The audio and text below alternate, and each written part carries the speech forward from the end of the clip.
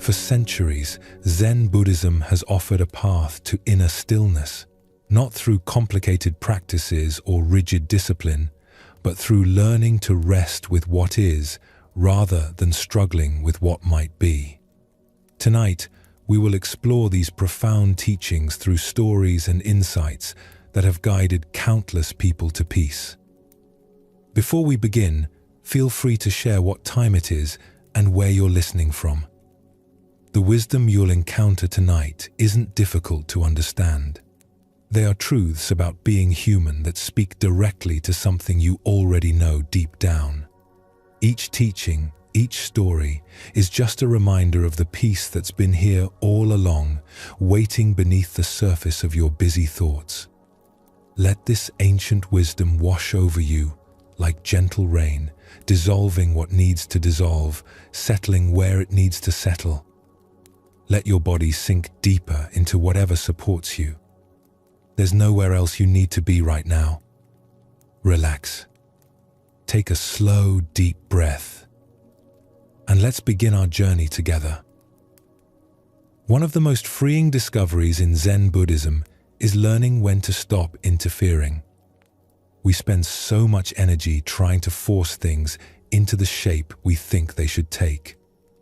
We push and pull at life, trying to make it cooperate with our plans. We have ideas about how things should go, and when reality doesn't match those ideas, we struggle. But Zen teaching suggests something different. Sometimes the wisest action is no action at all. Sometimes our constant doing creates more tangles than it unravels. This doesn't mean giving up or becoming passive. It doesn't mean we stop caring or never take action. It means learning to recognize when our interference creates more problems than it solves. It means understanding the difference between helpful effort and useless struggling. It means knowing when to act and when to allow. Think of a river flowing around rocks. The water doesn't fight the obstacles in its path. It doesn't try to move the rocks or complain about their presence. It doesn't stop and say, "This rock shouldn't be here." It simply flows around them, finding the path of least resistance. And eventually, given enough time, the gentle flow of water shapes even the hardest stone. Not through force, through patient allowing. Zen Buddhism calls this Wu Wei, effortless action. Action that arises naturally from the situation rather than being forced by our will. It's not laziness. It's not doing nothing. It's doing exactly what's needed without adding unnecessary effort on top. It's the bamboo that bends in the storm instead of breaking. It's the skilled craftsman whose hands move without thinking. It's the cook who knows just when to stir the pot and when to leave it alone. It's the moment when everything flows and nothing feels like struggle. This is what Zen Buddhism points us toward. There was a master named Sengai who lived in a monastery on a hillside. The monastery was surrounded by groves of bamboo that swayed and rustled in every breeze. The sound of bamboo moving in the wind was constant, a gentle whisper that filled the grounds. Sengai had a student named Tenshin who came to study with him. Tenshin was earnest and dedicated, but he approached everything with tremendous effort. When he meditated, his back was rigid as stone. His shoulders were tense. His jaw was tight. He would sit with his face strained, forcing himself to concentrate, willing his mind to be still. After meditation, other students would rise and move naturally to their tasks. But Tenshin would stand slowly, clearly exhausted from the effort of sitting. He treated meditation like a battle he had to win. One autumn afternoon, the weather changed suddenly. Dark clouds rolled in from the east. The wind picked up, first in gentle gusts, then building to something stronger. By evening, a full storm had arrived. Rain lashed against the monastery walls. The wind howled through the eaves. Tenshin was in his small room when he heard a tremendous creaking and cracking sound. He rushed to the window and looked out into the wild weather. His heart sank. The bamboo grove was being torn apart by the wind. The tall stalks were bending so far he could see their tops touching the ground. They whipped back and forth violently. He was certain they would snap. He ran through the monastery halls, looking for Master Sengai. He found him in the meditation hall, sitting calmly despite the storm raging outside. "Master," Tenshin said breathlessly, "the wind is destroying the bamboo grove. The stalks are bending to the ground. We must do something. Should we try to stake them? Should we tie them together?" Sengai rose slowly and walked to the large window that overlooked the hillside. He stood there quietly, watching the storm. Tenshin stood beside him, anxious and agitated. "What do you see?" Sengai finally asked. "I see the bamboo being destroyed.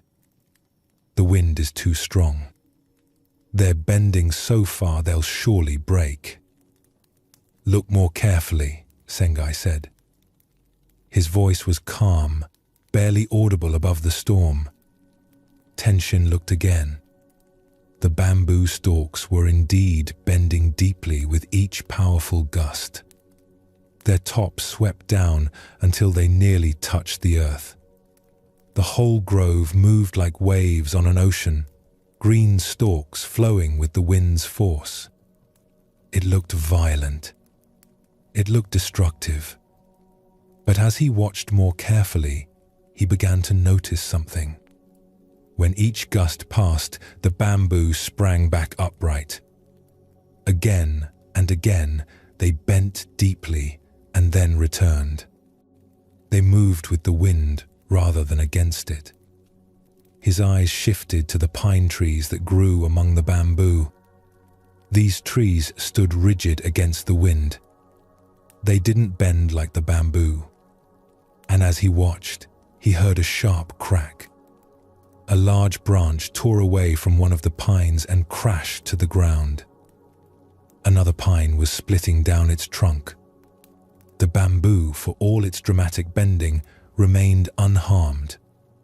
Not a single stalk had broken.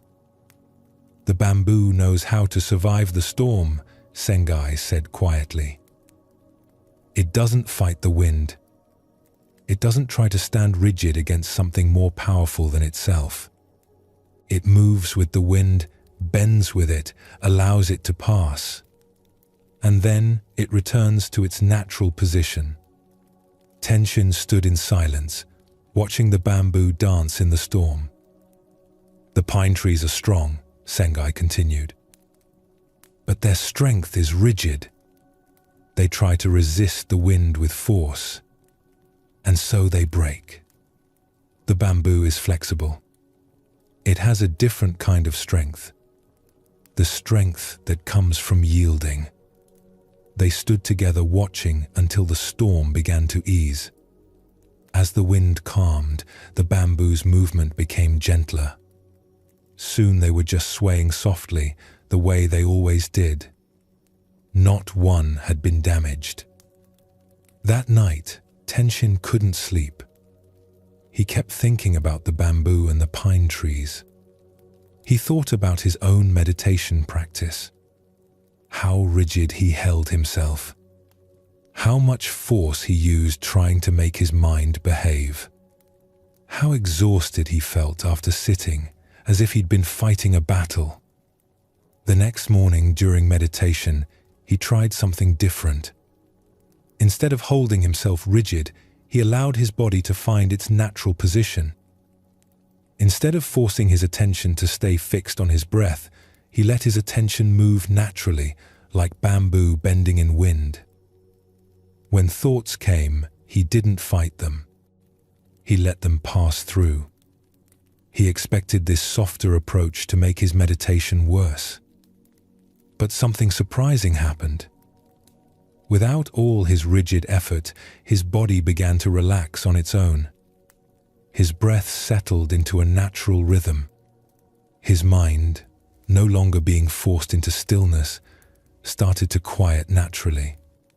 He realized he had been creating most of his struggle. The harder he tried to force stillness, the more tension he created. The more he fought with his thoughts, the more turbulent they became. He was like a pine tree, trying to stand rigid against the wind of his own mind. After the meditation ended, he found Master Sengai in the garden. "Master," he said, "I think I understand now. My rigid effort in meditation was like trying to stand stiff against the wind. I was creating the very struggle I was trying to overcome." Sengai smiled. "And what did you discover this morning?" "That when I stopped forcing, things settled naturally. Like the bamboo returning to its position after the wind passes." "Yes," Sengai said. "This is what Zen Buddhism teaches. We think we need to control everything through force. But often, our interference creates more disturbance than the original problem. Learning when to bend, when to allow, when to let things be, this is wisdom." This teaching about letting things be runs deep in Zen Buddhism. It touches everything. How we sit in meditation, how we approach our work, how we meet difficulties, how we rest at night. We often create our own suffering by refusing to accept what is. Something happens that we don't like, and instead of acknowledging it and working with it, we spend our energy fighting against the reality of it. We argue with what has already occurred. We insist things should be different. We create an internal war with circumstances we cannot change. A traveler comes to a stream and finds the bridge washed away. He can stand on the bank and be angry that the bridge is gone. He can curse the storm that destroyed it. He can insist that there should be a bridge. He can spend hours in frustration about the unfairness of it all. Or he can accept that there is no bridge and find another way across. One response creates suffering.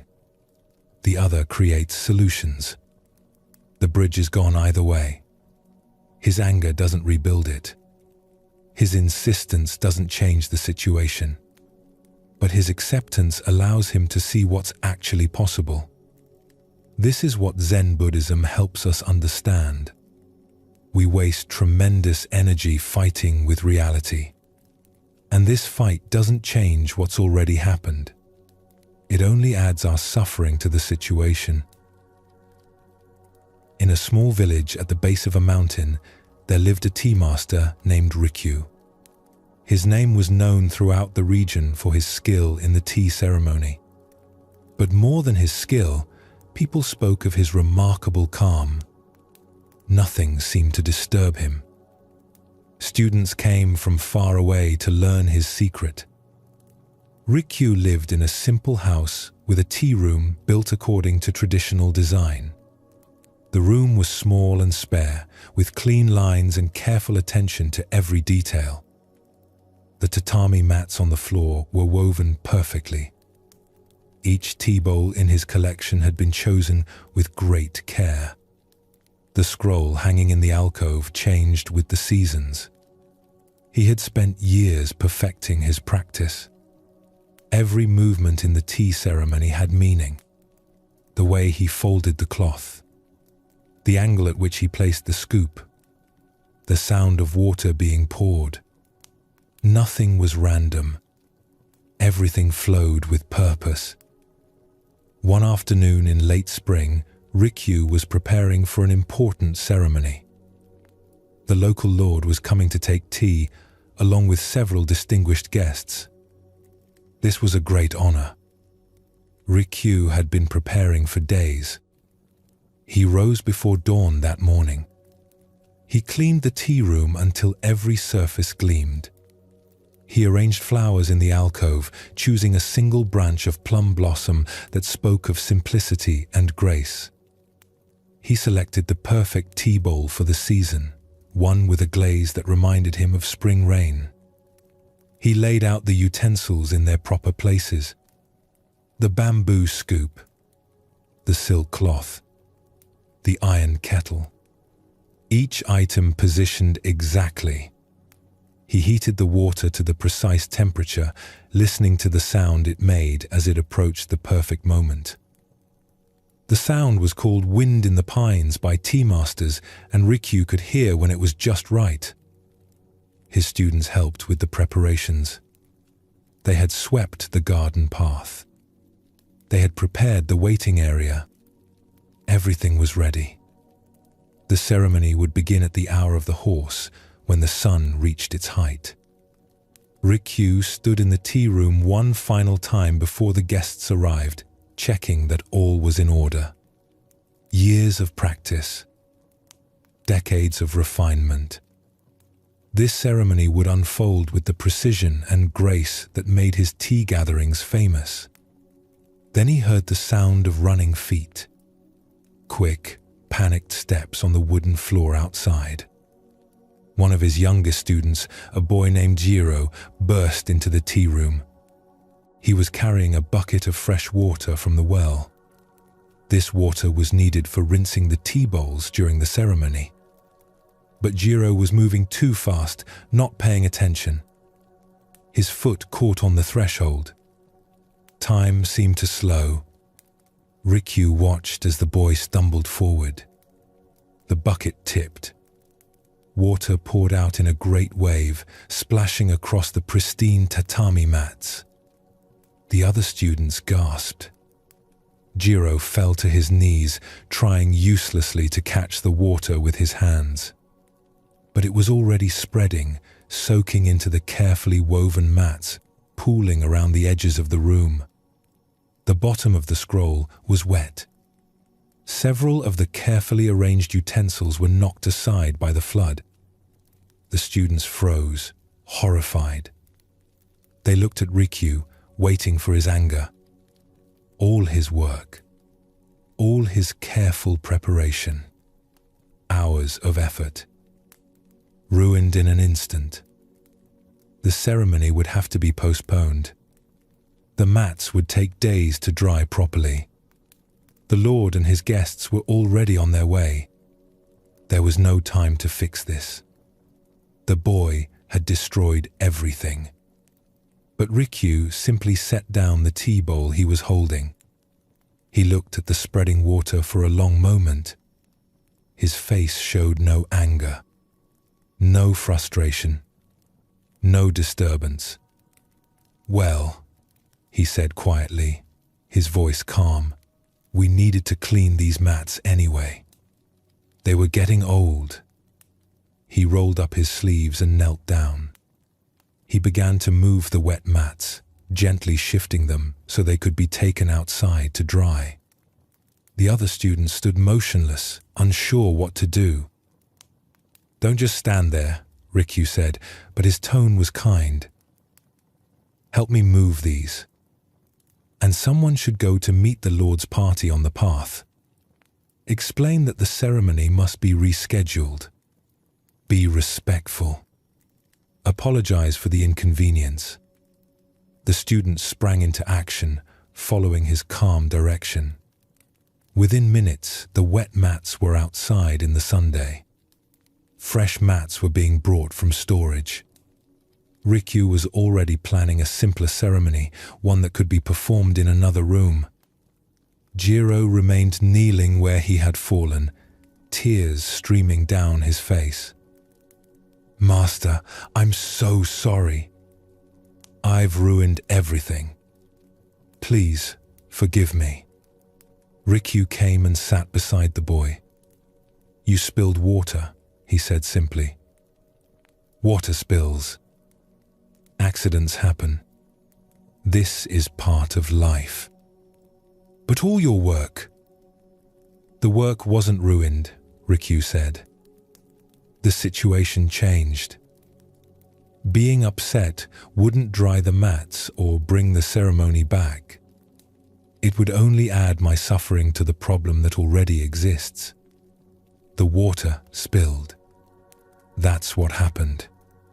Fighting with what already happened is like arguing with the rain that's already fallen.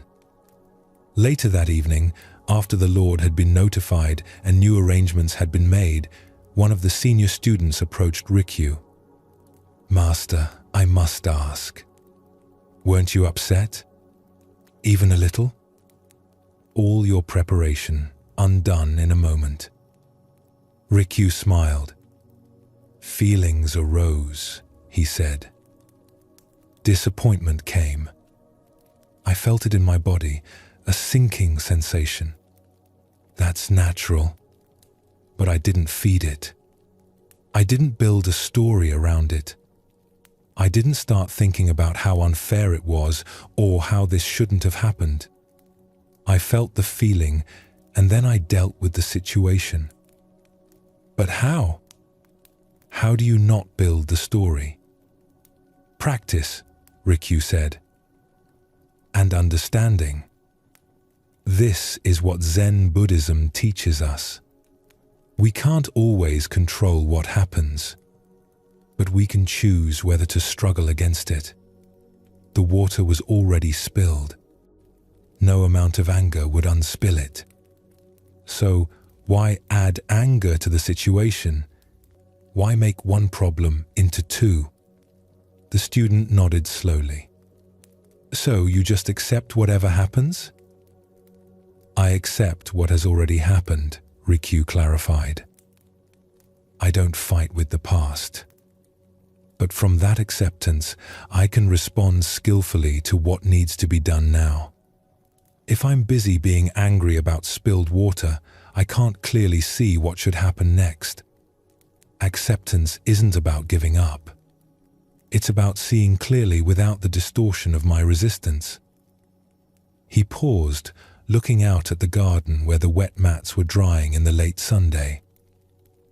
Besides, he added, Jiro learned something today about attention and care that no amount of teaching could have shown him. And I was reminded that perfection is an illusion. The most beautiful ceremonies often come from moments when plans fall apart and we must respond with presence rather than preparation. This practice of accepting what is doesn't mean we never take action. It doesn't mean we become passive or indifferent. It means we act from clarity rather than from resistance. When we accept the situation as it is, without our stories about how it should be, we can see clearly what needs to be done. When we're busy fighting reality, we're too caught up in struggle to see solutions. There's a difference between acceptance and resignation. Resignation is giving up, feeling defeated, collapsing under the weight of circumstances. Acceptance is seeing clearly without the filter of how we wish things were. From acceptance, skillful action becomes possible. From resistance, we just create more suffering. A monk named Hakuin lived in a temple at the edge of a small farming community. The temple was modest, just a few simple buildings surrounded by vegetable gardens. Hakuin was known throughout the region for his peaceful presence. He seemed to move through life without struggle, meeting everything with the same calm attention. People from the village often came to him with their problems. Not because he gave clever advice or special solutions, but because something about his presence helped them see their situations more clearly. One summer morning, a farmer named Ichiro arrived at the temple gates. He was a man in his middle years, weathered by decades of working in the Sunday. His face was lined with worry. His shoulders were tight with tension. Hakuin was working in the garden when Ichiro arrived. He was pulling weeds from around the radish plants, moving slowly and carefully. He looked up as the farmer approached. "Master Hakuin," Ichiro said, his voice strained. "A terrible thing has happened. My ox has died." Hakuin set down the weeds he was holding. He stood and brushed the soil from his hands. "I'm sorry to hear this," he said simply. "You don't understand," Ichiro continued, the words spilling out. "I need the ox to plow my fields. Without the ox, I cannot prepare the earth for planting. Without planting, there will be no rice. Without rice, my family will starve this winter. My children will go hungry. My wife is already worried. What am I going to do?" The farmer's voice was rising, panic clear in every word. His hands were shaking. Hakuin listened calmly. When Ichiro finished, there was a moment of silence. A bird called from somewhere in the trees. The wind moved through the garden. "Your ox has passed away," Hakuin said quietly. "Yes, that's what I'm telling you. It's a disaster." "Your ox has died," Hakuin repeated, his tone unchanged. "That is what happened." Ichiro looked confused, frustrated. "But what should I do? What can you do?" The question hung in the air. Ichiro opened his mouth to speak, then closed it. He stood there, his face tight with frustration. "I don't understand," he said finally. "I come to you for help, and you just repeat my problem back to me?" "I'm not repeating your problem," Hakuin said gently. "I'm trying to help you see what your problem actually is." "My problem is that my ox died." "No," Hakuin said. "Your ox passing away is a fact. It's a situation. Your problem is everything you're adding to that fact." He gestured to a bench near the garden. "Sit with me for a moment." Reluctantly, Ichiro sat a day. Hakuin sat beside him. "Tell me," Hakuin said, "has your family already starved?" "No." "Are your children hungry right now?" "No." "Is the planting season over?" "Not yet." "So right now, in this moment, what is actually true?" Ichiro paused. "My ox has died." "Yes." "And what else is true right now?" "I need to plow my fields." "Yes." "What else?" Ichiro thought for a moment. "I suppose my family is fine right now. The planting season hasn't passed. I still have time." "Good. So, when you take away all the stories about disaster and difficult futures, what are you actually facing?" "I need to find a way to plow my fields without my ox." "Yes," Hakuin said. "That's your actual situation. Not a disaster. Not an ending. Just a situation that needs a response." They sat in silence for a while. Ichiro's breathing began to slow. His shoulders dropped slightly. "I suppose I could borrow an ox from my neighbor," he said slowly. "Takeshi has 2 oxen. He might lend me one for the plowing season. Or I could hire someone with an ox to help me. It would cost money, but I have some savings." He paused, thinking. "I could plant crops that don't require deep plowing. Millet doesn't need the earth turned as deeply as rice does. The yield would be smaller, but it would be enough." Hakuin nodded. "There," he said gently. "When you stop fighting with the fact that your ox has died, you can see what's actually possible." Ichiro sat quietly, absorbing this. I was so caught up in the catastrophe I was imagining that I couldn't think about solutions. Yes, your mind was full of, this shouldn't have happened, and this is terrible, and why did this happen to me? All of that is resistance. It's fighting with what is. And while you're fighting, you can't see clearly. So I should just accept that my ox died? You don't have a choice about that, Hakuin said. Your ox has already died. That's done. The question is whether you'll accept this fact and work with it, or whether you'll spend your energy fighting with a reality you cannot change. Ichiro nodded slowly. It still feels wrong somehow. Like I should be more upset. You can feel upset, Hakuin said. Sadness about your ox is natural. Loss is part of life. But there's a difference between feeling sadness and building a whole story of disaster around it. You can feel what you feel and still see clearly what needs to be done. The farmer stood up. His face looked different now. Still concerned, but not panicked. Still worried, but not overwhelmed. Thank you, Master Hakuin. I think I understand now. I was making the situation worse by fighting with it. After Ichiro left, one of Hakuin's students who had been listening nearby approached. Master, that seems so simple. Yet, I could see it changed everything for him. What did you actually do? I helped him stop adding suffering to his problem, Hakuin said. The ox dying is one thing. All his stories about starvation and disaster were another thing. He was creating a catastrophe in his mind that didn't exist in reality. Once he could see what was actually true rather than what he was imagining, he could respond skillfully. Is this what Zen Buddhism teaches? Partly. Zen teaching shows us how much of our suffering we create through resistance. Pain is inevitable in life.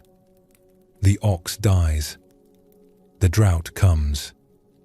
People get sick. These things happen. But suffering, the mental anguish we add on top of these facts, that's optional. That comes from our refusal to accept what is. The student thought about this. But isn't acceptance like giving up? Not at all. Acceptance is the beginning of skillful response. When you accept what is, you can see clearly. When you're fighting what is, you're blind to possibilities. Ichiro couldn't see his options until he accepted his ox had died. His resistance blocked his clarity. Zen Buddhism teaches us that much of our suffering comes not from our circumstances, but from our resistance to our circumstances. Pain is inevitable in life. Loss happens. Things break. Plans fall apart. Bodies age. This is the nature of being alive. But suffering, the additional layer of mental anguish we create that comes from our refusal to let things be as they are. You feel physical discomfort. That's pain. It's real. It's present. But then you add thoughts. This shouldn't be happening.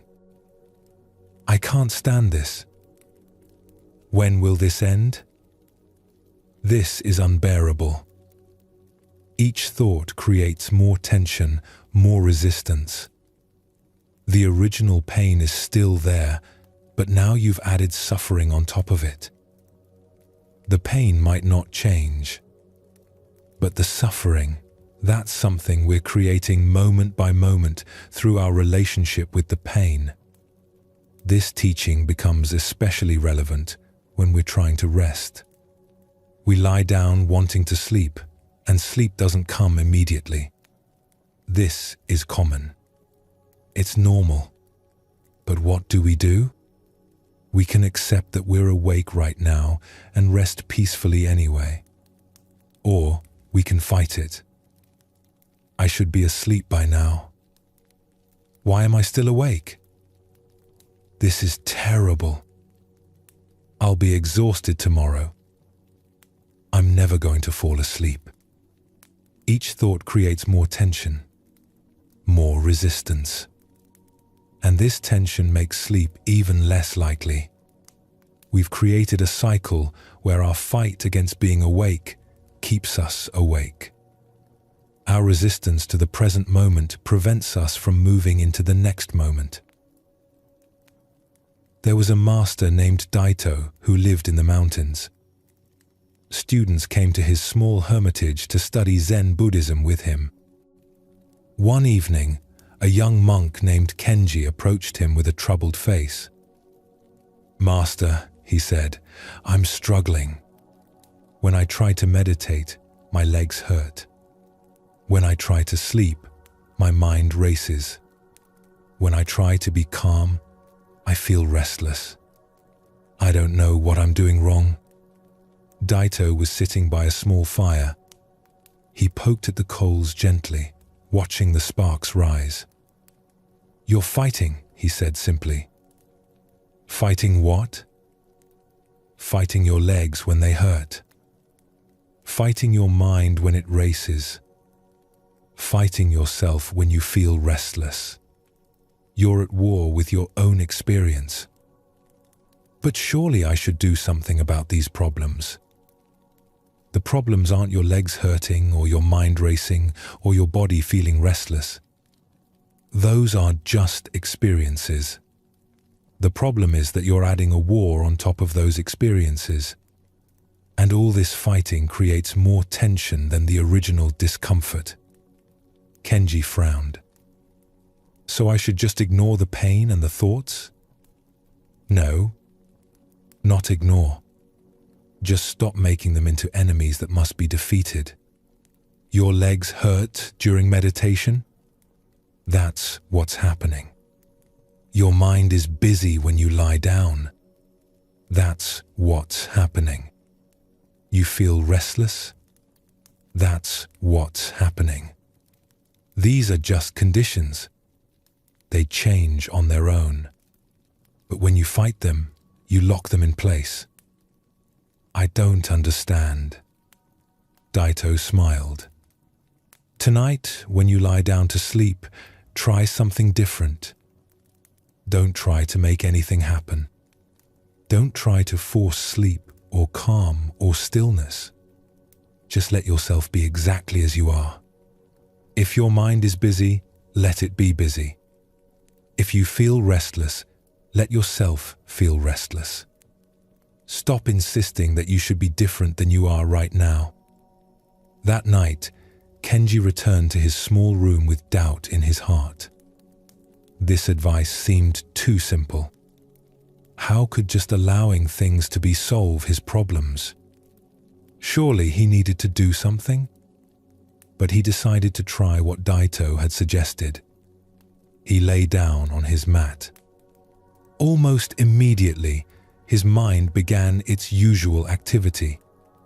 Thoughts about the day, worries about tomorrow, random memories, planning, analyzing, the constant stream he had come to dread. His first impulse was the same as always: to push the thoughts away, to try to force his mind to be quiet.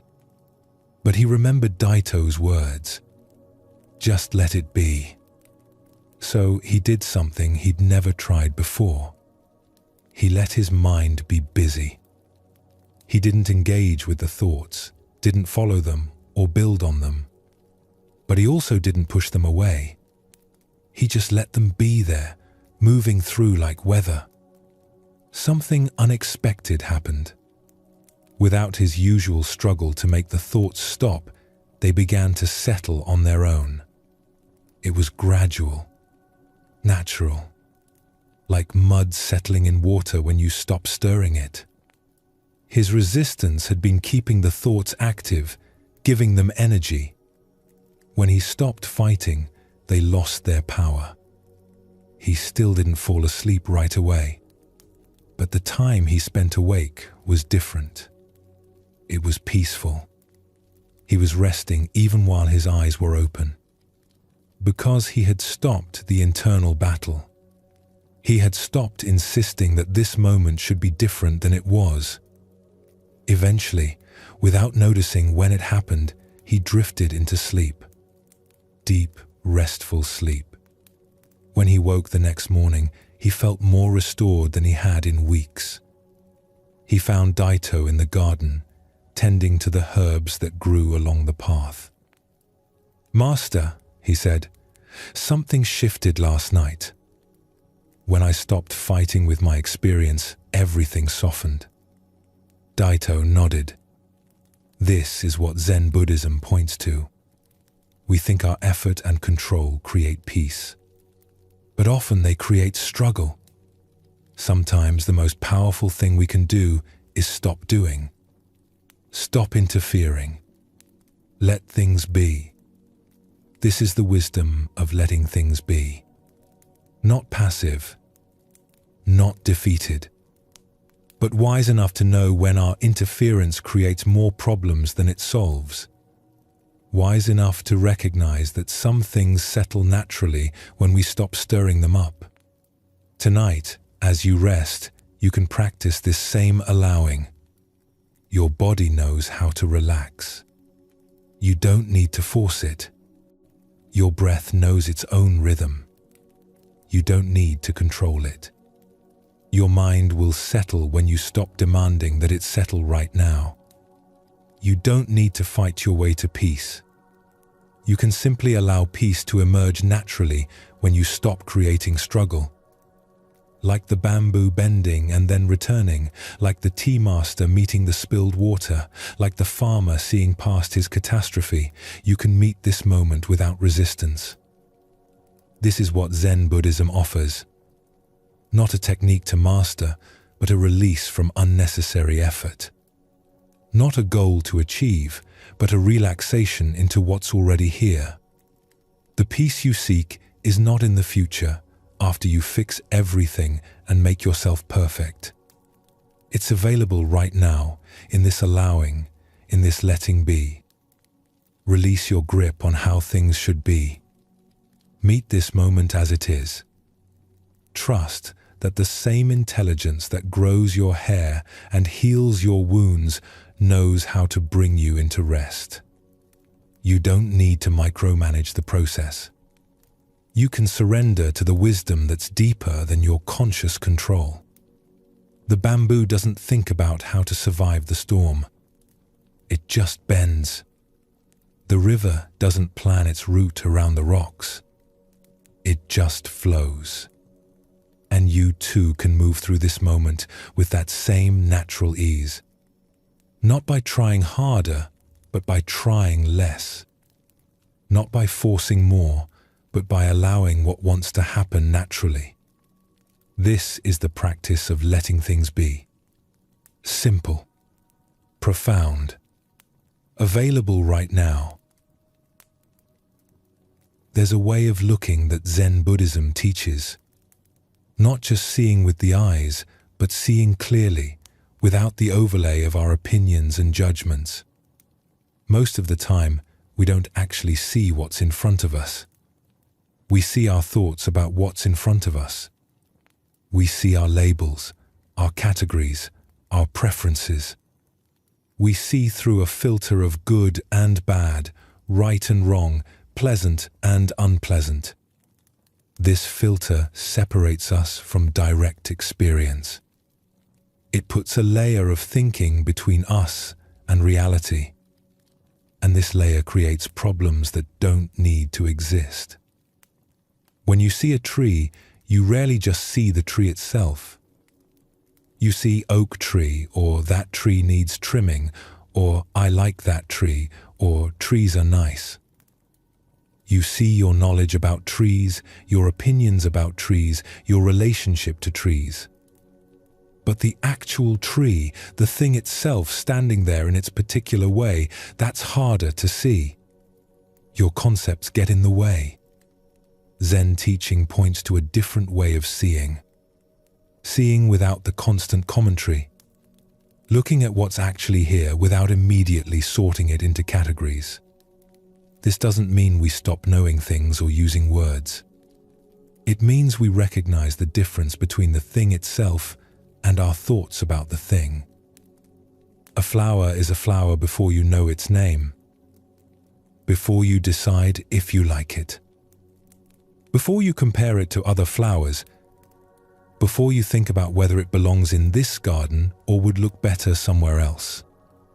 There's the flower, just being what it is. And then there's everything you add to it. Zen Buddhism invites us to practice seeing the flower before all the additions. To meet reality directly before our thinking mind gets involved. This direct seeing changes everything. It brings a freshness to life, a sense of meeting each moment new. In a monastery in the mountains, there was a teacher named Kuhn who was known for his simple, direct way of teaching. He didn't give long lectures or complicated explanations. He mostly just pointed at things. A young student named Yuki came to study with him. Yuki was educated and intelligent. He had read many books about Zen Buddhism. He could quote the old masters. He understood the concepts. But Kuhn could see that all this knowledge was getting in the way of actual seeing. One spring morning, Kuhn invited Yuki to walk with him in the garden. They walked in silence for a while. The air was cool and fresh. Morning dew still clung to the grass. Birds were calling to each other across the garden. Kuhn stopped beside a plum tree.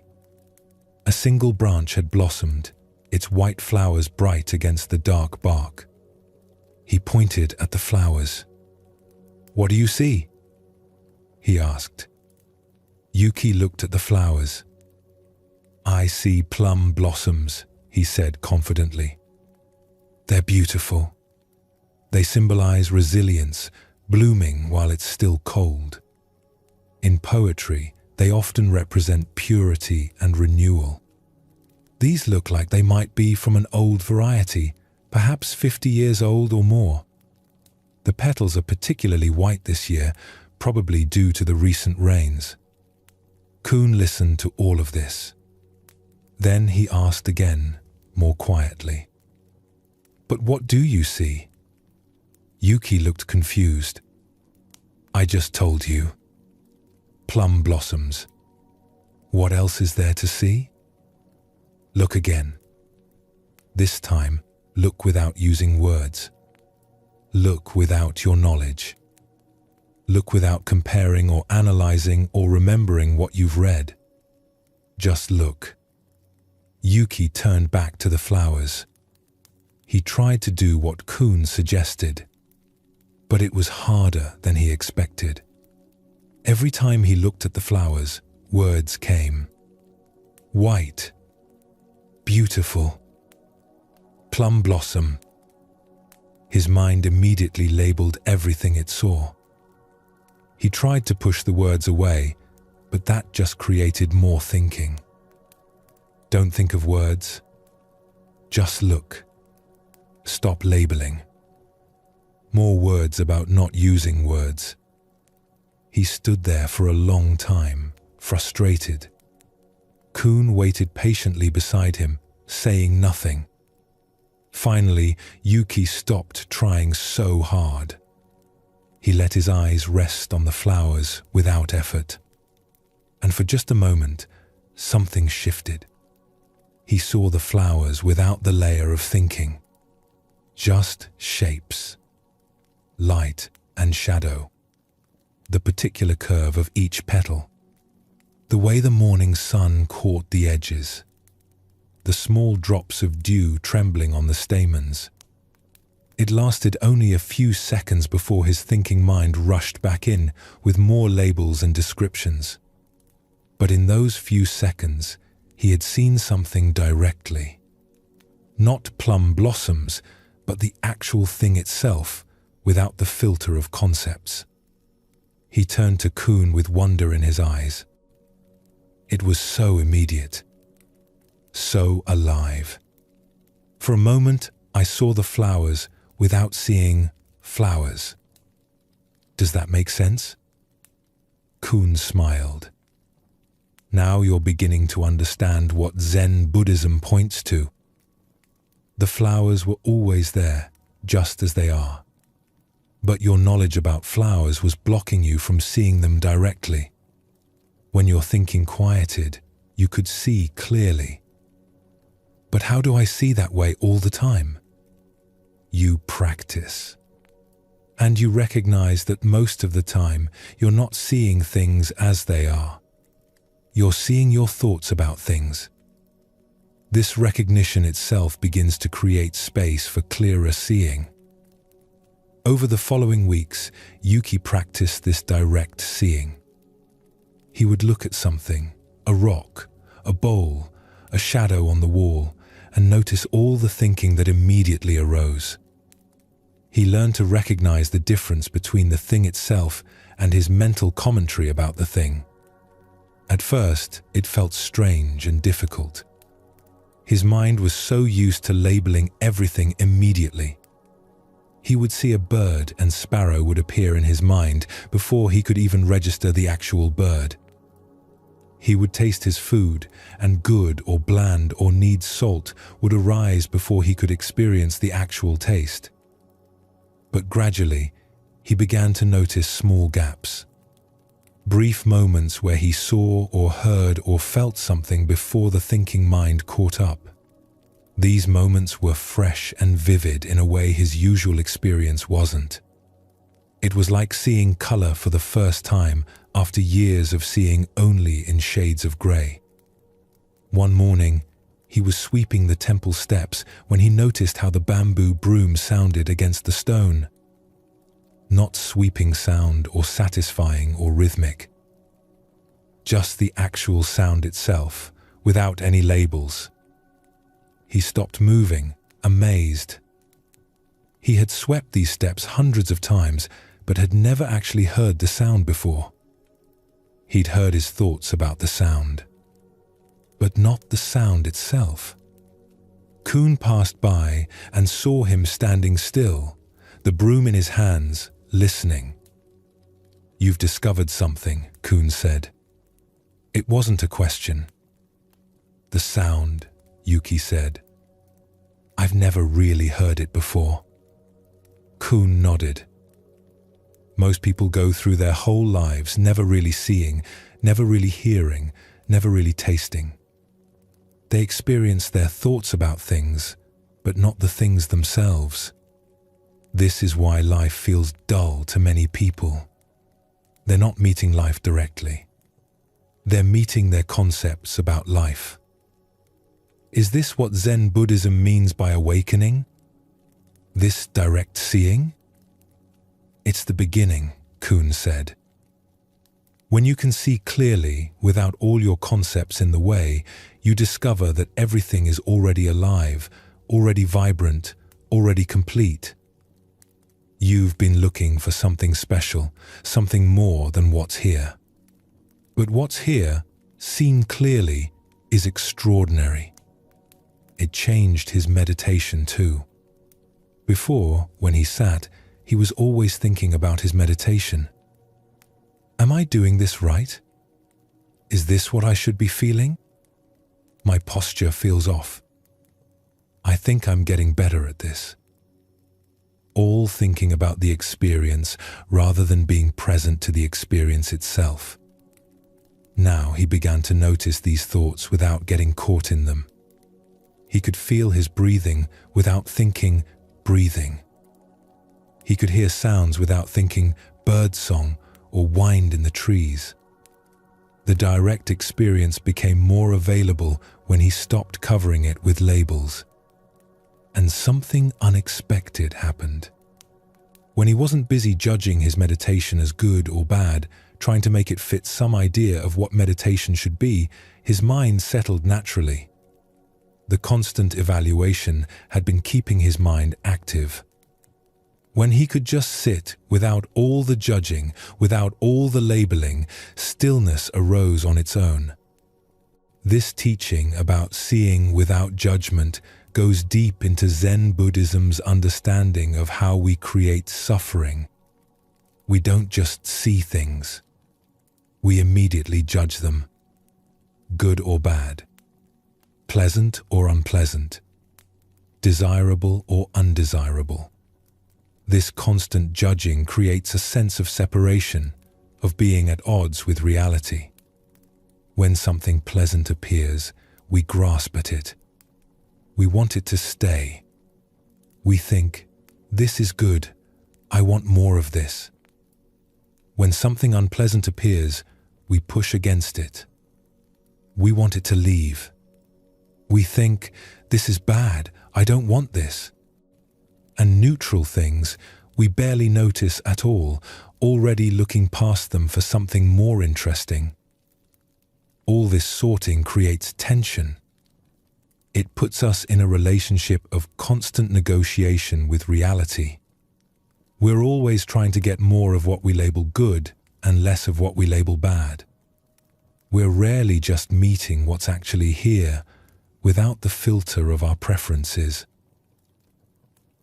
In a small village, there was an abbot named Tetsu who managed a temple that served the local community. The temple was open to anyone who needed shelter or food. Travelers stopped there. Poor people came for rice.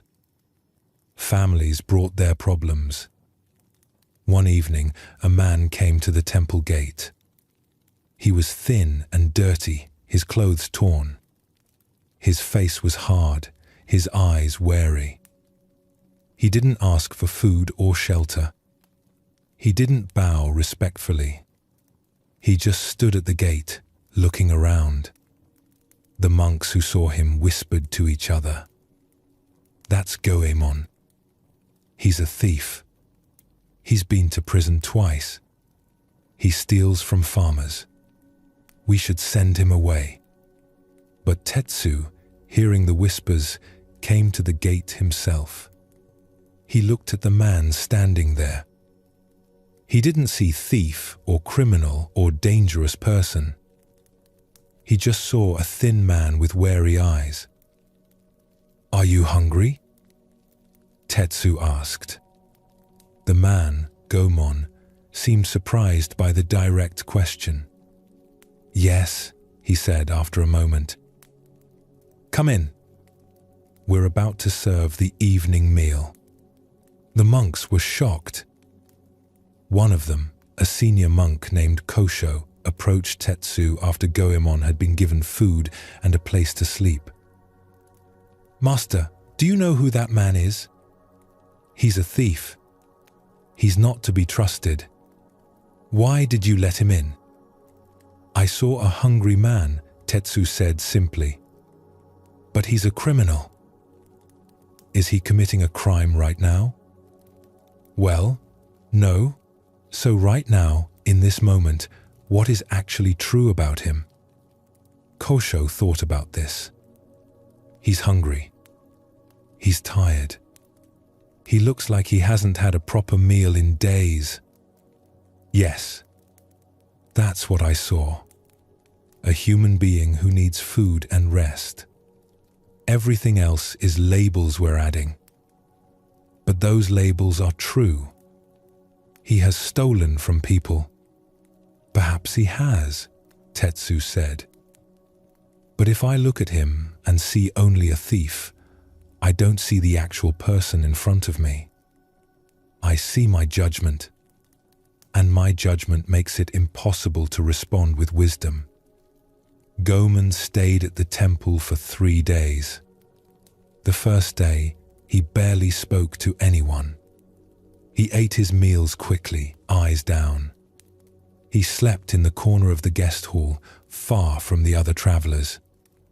The monks watched him carefully, making sure their belongings were secure. But on the second day, Tetsu asked him if he would help with some work around the temple. There was wood to chop, water to carry from the well. Goman looked surprised, but agreed. He worked steadily through the day. His movements were efficient, practiced. He had clearly done hard labor before. As he worked, some of the tension in his shoulders began to ease. The wary look in his eyes softened slightly. By the third day, he was eating meals with the monks. Not talking much, but present. One of the younger monks, forgetting himself, started to tell a funny story about a confused rooster in the temple yard. Goman smiled. It was just a small smile, but it changed his whole face. That evening, as the sun was setting, he came to find Tetsu. The abbot was in the garden, pulling weeds from around the vegetable beds. "Why are you being kind to me?" Goman asked. His voice was rough, as if the question had been difficult to form. "Everyone else looks at me and sees a criminal. They cross the street when they see me coming. They hide their belongings. Mothers pull their children close. But you just see a person." Tetsu set down the weeds he was holding. He looked at Goman for a long moment. "I try to see what's actually here," he said. "Not what I think about what's here. You're a human being. Human beings need food, shelter, kindness. That's what I see." "I have stolen things," Goman said quietly, looking down. "The monks are right about that. I've taken from people who worked hard for what they had. I've caused suffering. What you've done in the past is in the past. It's already happened. It's finished. Right now, in this moment, you're a man standing in front of me, speaking honestly about what you've done. That's what's real right now." Goman was quiet for a long time. A cricket started chirping somewhere in the darkening garden. "No one has ever looked at me without judgment before," he said finally. "Even I look at myself and see only thief. That's all I am. That's all I'll ever be." "Is that what you are right now?" Tetsu asked gently. "Right now, in this moment, are you stealing something?" "No." "Are you hurting anyone?" "No." "Then, who are you right now?" Goman looked up, confusion in his eyes. "I don't know." "Exactly. When we take away the label thief, when we look beyond your past actions, there's just a person. A person who has done certain things, yes, but not a thing. A person. Living, breathing, changing. This moment is not the same as the last moment. You are not fixed as what you were yesterday or last year. But I've done terrible things. Perhaps you have. But judgment separates us from each other, Tetsu said. It puts a wall between us. When I judge you, I can't see you clearly. I can only see my ideas about you. Zen Buddhism teaches us to look beyond our judgments to what's actually present. And what's present right now is a person who is asking questions, who is reflecting on his actions, who is capable of change. Tears welled up in Gomon's eyes. I don't know how to be anything other than what people say I am. You don't have to be anything, Tetsu said. You just have to be present. Here. Now. This moment. Not carrying all your past actions like a weight around your neck. Not believing that what you did is all you are. Just here, breathing, alive, in this moment. The next morning, Gaiman left the temple. But something in him had changed.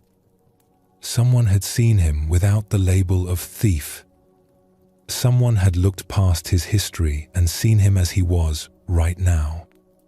This changed how he saw himself. Years later, Goman returned to the temple. He had found work as a carpenter. He had stopped stealing. He brought an offering to Tetsu. "You saw me when no one else could," he said. "You looked at me without your judgment blinding you. That seeing saved me." After Goemon left, Kosho approached Tetsu. "Master, I judged too quickly. I saw a label instead of a person." "We all do this," Tetsu said. "It's the habit of the mind to sort everything into categories immediately. Good person, bad person. Safe, dangerous. Worthy, unworthy. But these labels are just thoughts. They're not reality. When we can see past them, even for a moment, we see more clearly."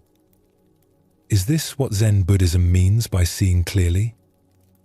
Partly. Clear seeing means looking at what's actually here without the filter of our judgments. A person is not their past actions. A moment is not good or bad until we label it so. Things simply are what they are. When we can see this, we respond more wisely. Our actions come from clarity rather than from our conditioned thinking. This practice of seeing without judgment changes how we meet every moment. Most of the time, we're so busy judging our experience that we're not actually present to it. We're thinking about it, evaluating it, comparing it to other experiences. But the actual experience itself, the raw presence of what's happening right now, we miss that. You sit down to rest. Immediately, your mind starts judging. This is comfortable, or this is uncomfortable. I like this feeling, or I don't like this feeling. This is how rest should feel, or this isn't how rest should feel. All this judging creates a layer between you and the actual experience of resting. What if you could just rest without all the commentary? Just feel what you're actually feeling without labeling it as good or bad?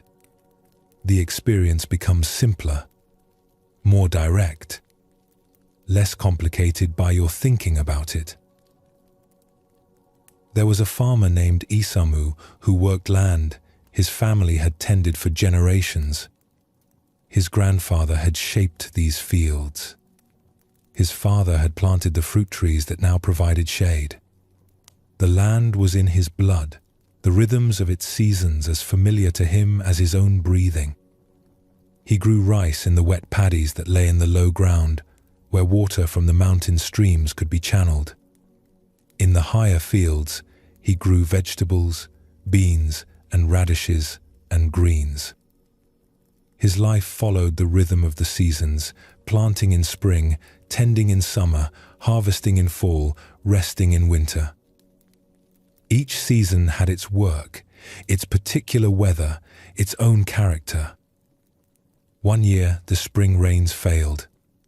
The rainy season should have begun in the 4th month, bringing the steady rains that filled the paddies and soaked the fields. But the 4th month came, and the sky stayed clear. Day after day of bright sunshine, when there should have been grey clouds and soft rain. The rice seedlings in Isamu's paddies began to wither. He had transplanted them into the paddies, expecting the rains to come. But the paddies stayed shallow, the water level dropping day by day as the sun evaporated what little was there. The young vegetables in his fields drooped by midday, their leaves going limp in the heat. His neighbors gathered to talk about the drought. Their faces were tight with worry. "This is terrible," said one farmer. "A disaster. If the rains don't come soon, we'll lose everything." "The worst drought in 50 years, said another. My father told me about the drought of his youth. It looks like this will be worse. It's awful, said a third. All our hard work for nothing. The planting was for nothing. We should have known this would happen. But Isamu listened and said nothing. While his neighbors talked about how terrible everything was, he walked back to his land and studied what needed to be done. The stream that fed his paddies was still flowing, though lower than usual. He could dig channels to bring more water to the paddies. It would be hard work, digging in the heat, but it was possible. He spent the next days creating new irrigation channels, deeper and more direct than the old ones. He carried water in buckets to the vegetables that couldn't be reached by the channels. He worked from first light until dark, his back aching, his hands blistered. But he didn't complain. He didn't call the drought terrible or awful. He didn't judge it as bad. It was just drought. It was what was happening. And he responded to what was actually needed. Then, in midsummer, everything changed. Dark clouds rolled in from the south. The first drops of rain were a relief, but the drops became a downpour. And the downpour didn't stop. Day after day of heavy rain, more in a week than usually fell in a month. The paddies, dry for so long, now flooded. The water rose too high, threatening to wash out the young rice plants. The irrigation channels Isamu had worked so hard to dig became rushing streams, eroding the banks. The river swelled and turned brown with mud, rising toward the edge of its banks. His neighbors gathered again, their worry increasing. Too much rain, they said. This is terrible. After the drought, now floods. The gods are against us, we can't win. First too little water, now too much, said one. It's like a curse. Nothing goes right this year. It's awful, said another. My fields are turning into lakes. The plants will rot. We'll lose everything. But Isamu just looked at the rain falling, heavy and straight, drumming on the earth. He walked his land in the rain, mud thick on his legs. He saw where the water was collecting, where it needed to drain. He spent the rainy days building up the banks of his paddies higher, keeping the water from washing through.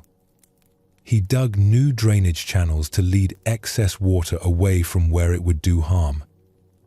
He worked in the mud and rain, his clothes soaked, his feet cold. But he didn't complain. He didn't call the rain terrible or awful. He didn't judge it as bad. It was just rain. Heavy rain. And he responded to what was needed. In the fall, when the harvest came, Isamu's yield was reasonable. Not the best harvest he'd ever had. The drought and then the floods had taken their toll. But he had rice enough for his family and seed for next year's planting. His vegetables had survived better than expected.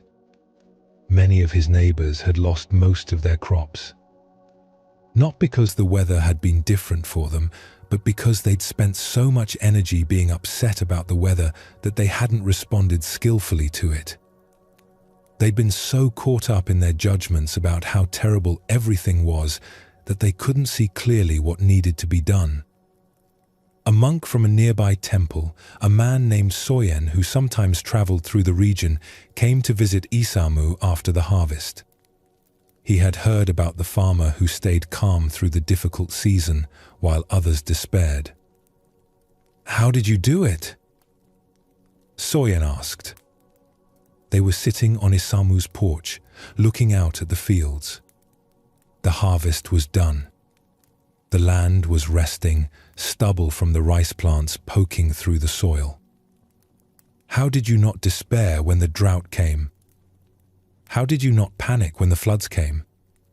Isamu was sitting on his porch, looking out at his fields. The harvest was done. The land was resting. I didn't waste energy judging the weather, he said simply. Drought came. That's what happened. I worked with drought. Then rain came. That's what happened. I worked with rain. My neighbors spent their energy calling things terrible and awful. I spent my energy responding to what was actually needed. But didn't you feel that the drought was bad? Bad for what? Isamu asked. Bad for my idea of how the season should go? Yes. Bad in itself? No. Drought is just drought. It's weather. My opinions about it don't change it. They just make me suffer while I deal with it. So you just accept everything that happens? I accept what has already happened, Isamu said. The drought happened. The floods happened. Fighting with what already happened is pointless. But from acceptance, I could respond clearly. When I wasn't busy judging the situation as terrible, I could see what needed to be done. The monk sat in silence, absorbing this. This is what Zen Buddhism teaches, Isamu continued. Things are what they are before we judge them. Drought, rain, heat, cold.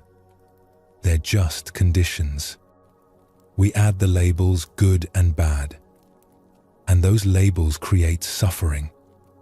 When I can see the conditions without my judgments clouding my vision, I can work with what's actually here. Preferences.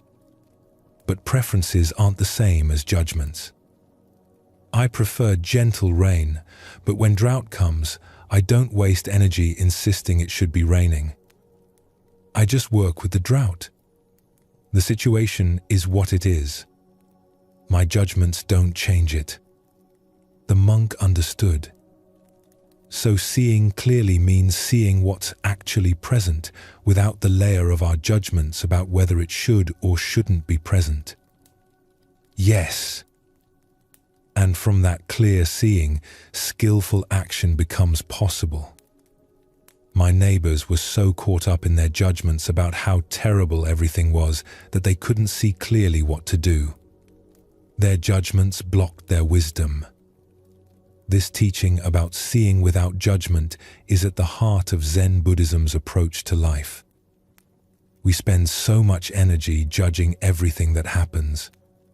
This is good. That's bad. This should be here. That shouldn't be here. I like this. I don't like that. And all this judging creates a barrier between us and direct experience.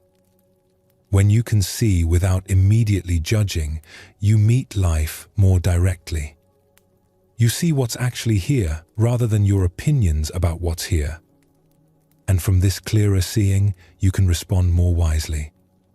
Tonight, as you rest, you can practice this clear seeing. Notice how your mind wants to judge everything. This position is comfortable. This feeling is unpleasant. This thought is bad. Each judgment is just that, a judgment, not reality itself. What if you could feel what you're feeling without labeling it?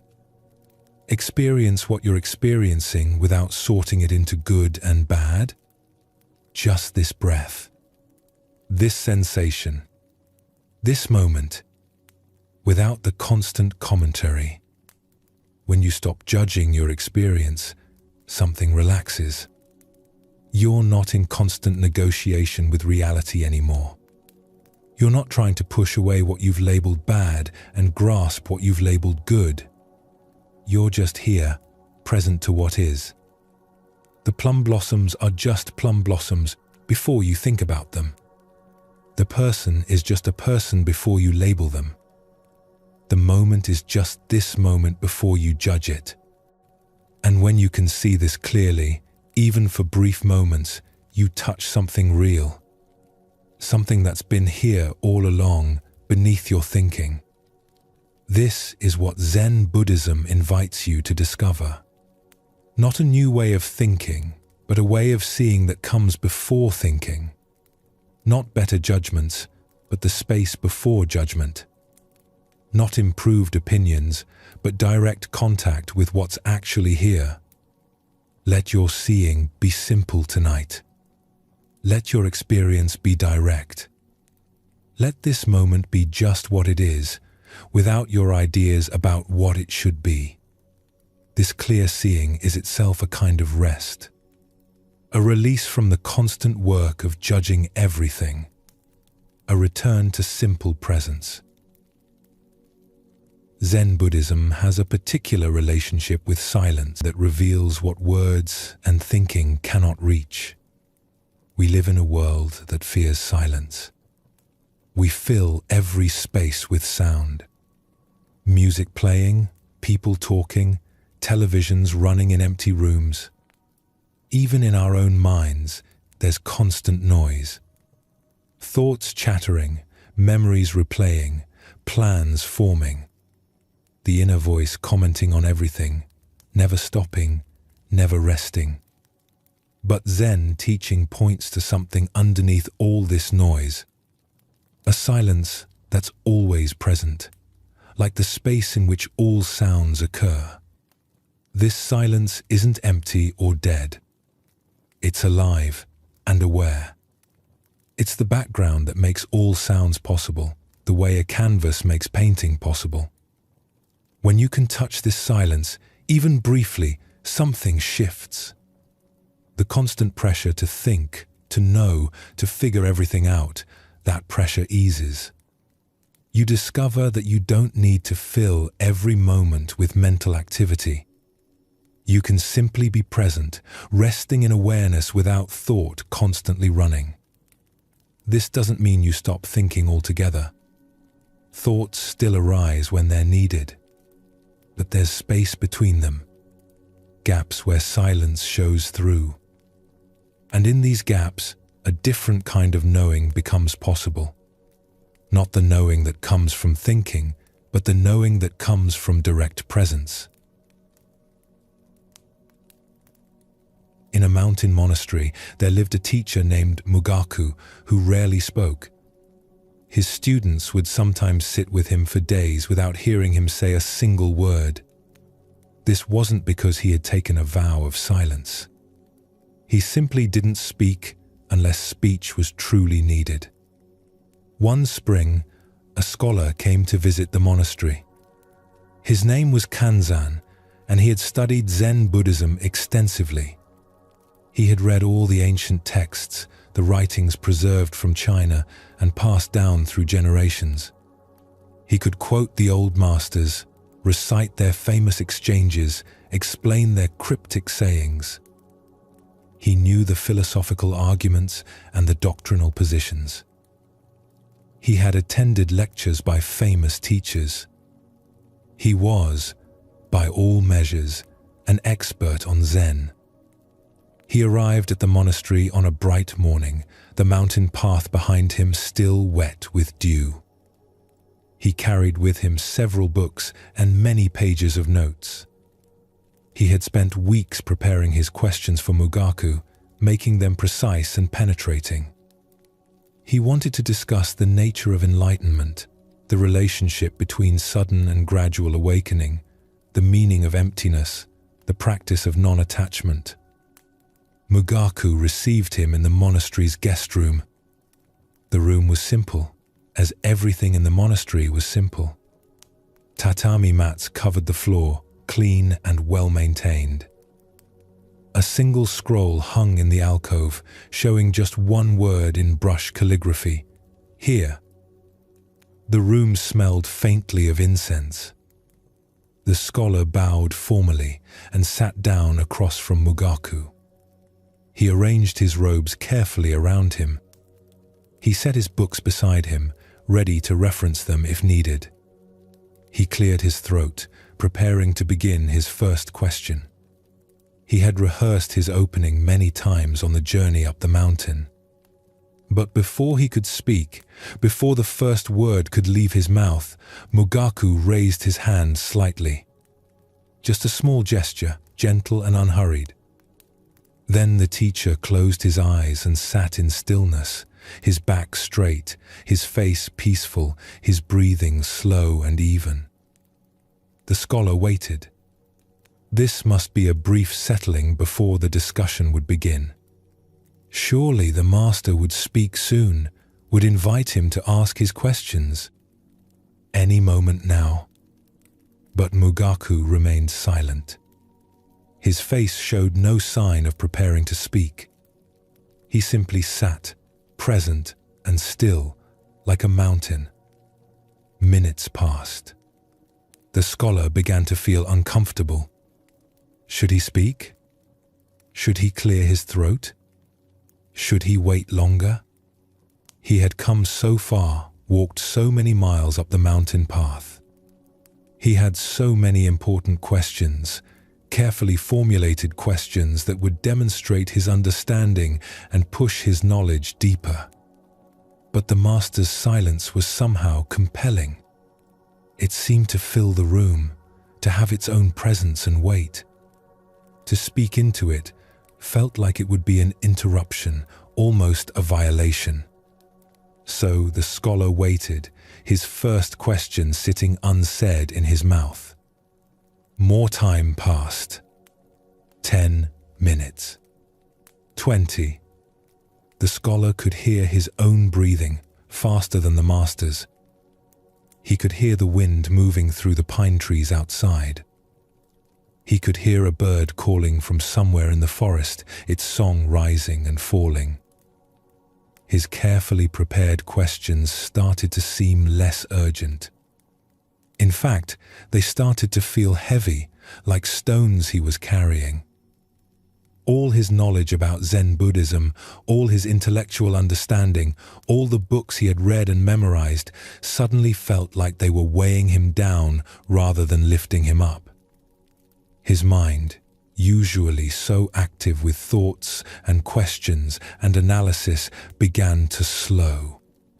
There was nothing to respond to, no conversation to engage with, no intellectual challenge to meet.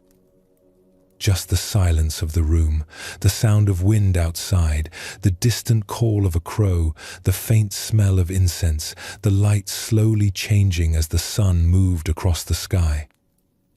An hour passed. Then 2. The scholar's initial discomfort had transformed into something else. Not comfort exactly, but a kind of ease. He wasn't waiting for something to happen anymore.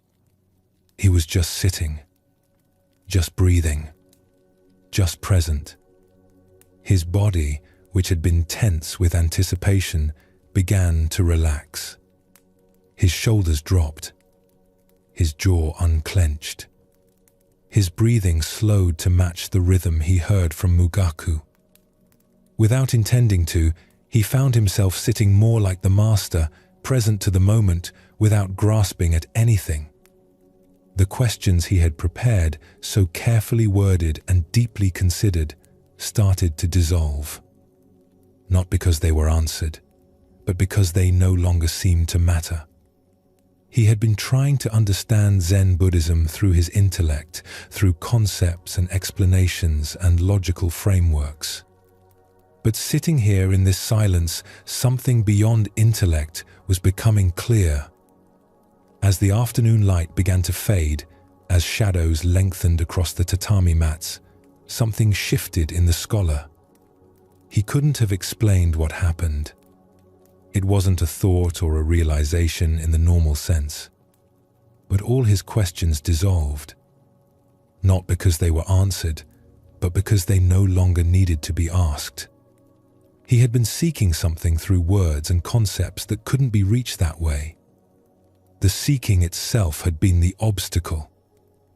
Mugaku opened his eyes and looked at the scholar. The scholar's face had changed completely. The tightness around his eyes had softened. His shoulders were dropped and easy. The set of his jaw had relaxed. He looked like a different person, younger somehow, more present. He looked like someone who had set down a heavy burden. "Thank you," the scholar said quietly. "I understand now." Mugaku smiled slightly. "What do you understand?" "That I was looking for something in words that lives in silence. All my questions were about trying to grasp with my thinking mind what can only be met directly." Mugaku nodded. "Words can point toward truth, but they cannot hold it. Truth is like water. You can point at water, describe water, talk about water. But to know water, you must drink. To know silence, you must be silent." The scholar stayed at the monastery for several more days. Each day, he spent hours sitting in silence with Mugaku. And each day, his understanding deepened. Not through learning more, but through thinking less. Not through gaining knowledge, but through resting in the space before knowledge arises. On the day he left, he said to Mugaku, "I came here as a scholar of Zen Buddhism. I'm leaving as a student of silence." "Good," Mugaku said. "Books can teach you about Zen, but only silence can teach you Zen itself. This teaching about silence goes to the heart of Zen Buddhism's approach. Words are useful. They can point, suggest, indicate. But the reality they point to must be experienced directly, not through the filter of language. When your mind is constantly full of words and thoughts, you're always one step removed from direct experience. You're thinking about life rather than living it. You're describing the moment rather than being present to it. And in this constant thinking, you miss what's actually here. Silence creates a gap in the thinking. And in that gap, direct experience becomes possible. You're not thinking about your breath. You're breathing. You're not thinking about sounds. You're hearing. You're not thinking about being present. You're present. But we fear this silence. We've become so identified with our thinking that silence feels like a kind of death. If we're not thinking, we wonder, do we even exist? So we fill every moment with mental noise, with constant activity, with endless commentary. Zen Buddhism invites us to discover what's here when the commentary stops. Not emptiness or absence, but a rich, aware presence. The silence that knows without thinking. The awareness that's here before thoughts arise and remains after thoughts pass. There was a hermit named Sozen who lived alone in a small hut high in the mountains. He had spent years in monasteries studying and practicing. But eventually he felt drawn to solitude, to a life of simplicity and silence. His hut was barely large enough for him to lie down in. He had a few simple possessions: a cooking pot, a blanket, a cushion for sitting, nothing more. His days followed a natural rhythm, rising with the sun, sitting in meditation, gathering firewood, preparing simple meals, sitting again, sleeping when darkness came. He rarely spoke. There was no one to speak to. Sometimes days would pass without him saying a single word out loud. And in this silence, something deepened in him. Not loneliness or isolation, but a sense of connection to everything around him. He began to hear things he had never heard before. Not new sounds, but sounds he had been too distracted to notice. The particular way wind moved through pine trees versus cedar trees. The different songs of different birds. The sound of snow falling on a winter night, so quiet it was almost not a sound at all, just a presence in the air. He began to notice the silence underneath all sounds. The way a bird's call arose from silence, existed for a moment, and returned to silence. The way his own thoughts emerged from stillness, moved through his mind, and dissolved back into stillness. One spring, a young monk came climbing up the mountain path to Sozan's hut. His name was Doshin, and he had heard about the hermit who lived in silence. The other monks at his monastery told stories about Sozan, how he had given up everything to live alone, how he never spoke, how he had found something in his solitude that they couldn't name. Doshin wanted to learn from him. He was tired of the constant noise of monastery life, the talking and the teaching and the endless discussion of Zen Buddhism. He wanted to understand silence, to learn whatever it was that Sozan had discovered. The climb was steep and difficult. The path was barely a path, more like a suggestion through the trees. By the time he reached Sozan's hut, he was out of breath, his robes dusty, his legs aching from the climb. The hut sat in a small clearing. It was tiny, barely large enough for one person. The roof was thatched with grass. The walls were rough wood. A small garden nearby showed where Sozan grew vegetables. A stream ran down the mountainside, not far away, its sound constant. "Master Sozan," Doshin said, bowing deeply as soon as he caught his breath. "I've come to learn about silence. Please teach me." Sozan looked at the young monk with kind eyes. His face was weathered from years in the mountain sun and wind. His hands were rough from work. He gestured for Doshin to sit on a flat rock outside the hut, a natural seat smoothed by weather and time. The monk sat, arranging his robes, settling himself, waiting for teaching to begin. He had his questions ready. What is silence? How does one practice it? What should one do with thoughts when they arise? He was prepared to learn. But Sozan said nothing. He simply went about his simple tasks. He swept the ground around his hut with a broom made from branches bound together. The sound of the sweeping was rhythmic and soft. He checked his water supply, a wooden bucket that caught water from a diverted section of the stream. He arranged kindling for the evening fire, small sticks laid in a careful pattern. The monk watched, confused. When would the teaching begin? Surely this was just preparation for the real instruction. He waited, trying to be patient. As the afternoon wore on, Doshin became more restless. The sun moved across the sky. Shadows shifted. The quality of light changed from the bright clarity of midday to the softer gold of later afternoon. And still Sozan said nothing, just continued with his simple tasks, unhurried and present.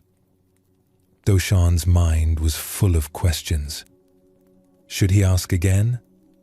Should he explain that he wanted actual instruction about silence, not just watching someone do chores? Should he point out that he had climbed all this way and deserved more than this? But something kept him quiet. Maybe it was the quality of Sozan's movement, each action complete in itself, nothing rushed, nothing wasted. Maybe it was the peace in the hermit's face, a stillness that seemed to come from somewhere deep. Or maybe it was the silence itself, which seemed different here than anywhere else Doshin had experienced. It had weight and texture. It was present, almost like a companion. Evening came slowly. The light turned from gold to amber to the first grey of dusk. Birds called their evening songs. The temperature dropped and the air felt sharper, clearer. Sozan prepared a simple meal, rice cooked over his small fire and mountain vegetables gathered from the forest. Wild greens, mushrooms, some early spring shoots. He made enough for two and shared it with Doshin in a simple bowl. They ate in silence. Just the sounds of eating and the wind in the trees and the first crickets of evening starting their chorus. The food was plain, but tasted somehow better than the elaborate meals at the monastery. Maybe it was the mountain air. Maybe it was the simplicity. Maybe it was the silence that surrounded them. After the meal, as the last light faded completely from the sky, Sozan sat on his meditation cushion outside the hut. The evening was mild enough for outdoor sitting. Doshin sat on his rock, and they sat together as darkness came completely, as stars appeared one by one overhead, as the night deepened around them and the sounds of day gave way to the sounds of night. The monk had never experienced silence like this. In the monastery where he lived, there was always some sound. Monks moving through halls, doors sliding open and closed, bells ringing the hours, chanting from the meditation hall. Even during meditation periods, when everyone was supposed to be quiet, there were sounds. Coughs, robes rustling, someone's stomach growling. And even more than the external sounds, his mind was always full of noise. Thinking about his practice, judging his meditation, comparing himself to other monks, planning his day, reviewing conversations, worrying about whether he was making progress, wondering if his teacher approved of him. The internal commentary never stopped, a constant stream of thinking about everything. But here, in this mountain darkness, with this hermit who seemed more mountain than man, silence revealed itself as something completely different from what Doshin had imagined. It wasn't the absence of sound. Mountain sounds were everywhere. Wind moving through different trees in different ways. The stream running over rocks. An owl calling from somewhere in the forest. Small animals moving through the underbrush. The sounds were actually quite rich and varied. But underneath all the sounds was something else. A silence that held all the sounds, that made the sounds possible. It was a presence, a fullness, a kind of awareness that wasn't thinking but was deeply knowing. Everything that needed to be said was being said in this silence, though no words were being used.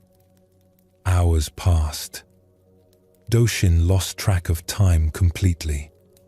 Time seemed less important here, less real somehow. His thinking mind, finding nothing to engage with, no conversation to join, no questions to pursue, gradually settled. It was like watching mud settle in water. The stirring stopped and clarity appeared. And underneath his thinking, he discovered what Sozan had been pointing to all along. A silence that had always been there, underneath all his mental noise, waiting to be discovered. It wasn't something he needed to create or achieve. It was already present. He just had to stop covering it with his constant thinking. As the first grey light of dawn appeared, as the darkness began to fade at the edges, as the morning birds started their songs, Sozan spoke for the first time since Doshin had arrived. His voice was quiet, barely louder than the wind. You came seeking teaching about silence. But silence cannot be taught with words. It can only be met directly. You have been sitting in the teaching all night. The monk understood. I was waiting for you to tell me about silence. but you were showing me silence itself. Yes. If I had talked about silence, you would have thoughts about silence. More noise in your mind. But by staying silent, I allowed you to discover what silence actually is. Not an idea, a reality. The monk stayed with Sozan for several days. Each day, they spoke only a few words. They sat together. They worked together in silence. They shared simple meals. And in this silence, the monk's mind settled in a way it never had before. When he prepared to leave, to return to his monastery in the valley, he said to Sozan, "I thought silence was about being quiet. But it's really about listening." "Yes," Sozan said. "When you stop filling every moment with your own noise, you can hear what's actually here. The mountain has been speaking all along. The wind has been teaching. But you couldn't hear them through all your thinking. What should I do when I return to the noise of the monastery? Carry this silence with you. It's not dependent on external quiet. It's an inner stillness. You can be silent in the midst of sound. You can be still while moving. The silence we've shared here isn't in the mountain. It's in you. You just needed quiet enough to discover it." This teaching about silence that Zen Buddhism offers isn't about external quiet, though external quiet can help us discover it. It's about an inner stillness, a quality of awareness that isn't disturbed by sound or movement or activity. You can be in a crowded place and touch this silence. You can be in the middle of activity and rest in this stillness. Because the silence isn't out there. It's the nature of awareness itself, the space in which all experience arises. When you identify with your thoughts, you're in constant noise. The thinking never stops. Even when you're trying to be quiet, the mind chatters. But when you recognize yourself as the awareness in which thoughts arise, you discover you're already silent. Thoughts come and go, but the awareness that knows them is still and silent. Most of us have experienced this silence briefly, even if we didn't name it that way. A moment when thinking stopped and you were just present. Looking at a sunset, and for a few seconds there was no commentary, just seeing. Listening to music and losing yourself completely, no thoughts, just sound. These moments of silence are always available. We just usually miss them because we're so busy thinking. In a village at the edge of a forest, there was a woman named Kay who was known for her skill in the tea ceremony. She had studied the formal ceremony for many years, learning each precise movement, each traditional element, each piece of equipment, and its proper use. She had learned from masters in the city, spent years perfecting the forms, memorizing the sequences, understanding the meanings. But as she grew older, something in her practice changed. It became less about the elaborate forms and more about something essential underneath them. Her ceremonies became simpler with fewer elements. She used only what was necessary, letting go of anything ornamental or extra. And more than the physical simplicity, her ceremonies became quieter. Less talking before, during, and after. Less explanation of what she was doing or why. More silence. Long pauses between movements. Space between each action, as if the silence itself was part of the ceremony. People who came to her tea ceremonies often left feeling changed, though they couldn't quite say what had changed them. It wasn't the tea itself, though that was good. It wasn't the beauty of the setup, though Kay's arrangements were simple and lovely. It was something about the quality of presence, the depth of silence, that touched something in them. One winter, a young woman named Yuri came to learn from Kay. Yuri had studied tea ceremony in the city, where the practice was formal and elaborate. Many rules, many pieces of equipment, many things to remember and perform correctly. She had learned it all and done well, but she felt something was missing. The ceremony felt more like performance than practice, more about showing skill than being present. She had heard about Kay, about the simple ceremonies that somehow went deeper than the elaborate ones. So she traveled to the village and asked to study. On a cold afternoon, with snow falling softly outside, Kay invited Yuri to join her for tea. It was their first ceremony together. The tea room was small and spare, smaller than any tea room Yuri had used in the city. The walls were plain wood, unpainted. The floor had simple tatami mats, well worn but clean. A single hanging scroll showed a circle brushed in black ink. Just a circle, nothing more. The alcove held no flower arrangement, unusual for a tea ceremony. The only sound was the gentle bubbling of water heating over charcoal, a sound called wind in the pines by those who knew tea. Kay moved through the ceremony with great care, but also with long pauses that Yuri found surprising. She would make one movement, the folding of a cloth, and then sit in stillness for what felt like a full minute before the next movement. She would pour water, then pause again, just being present. The silence between actions seemed as important as the actions themselves. Yuri watched, trying to learn the technique, trying to understand what she was supposed to be learning. But there was no complicated technique to observe. Kay's movements were simple, even basic. Nothing fancy. Nothing that required years of training to perform. What made the ceremony powerful was something else.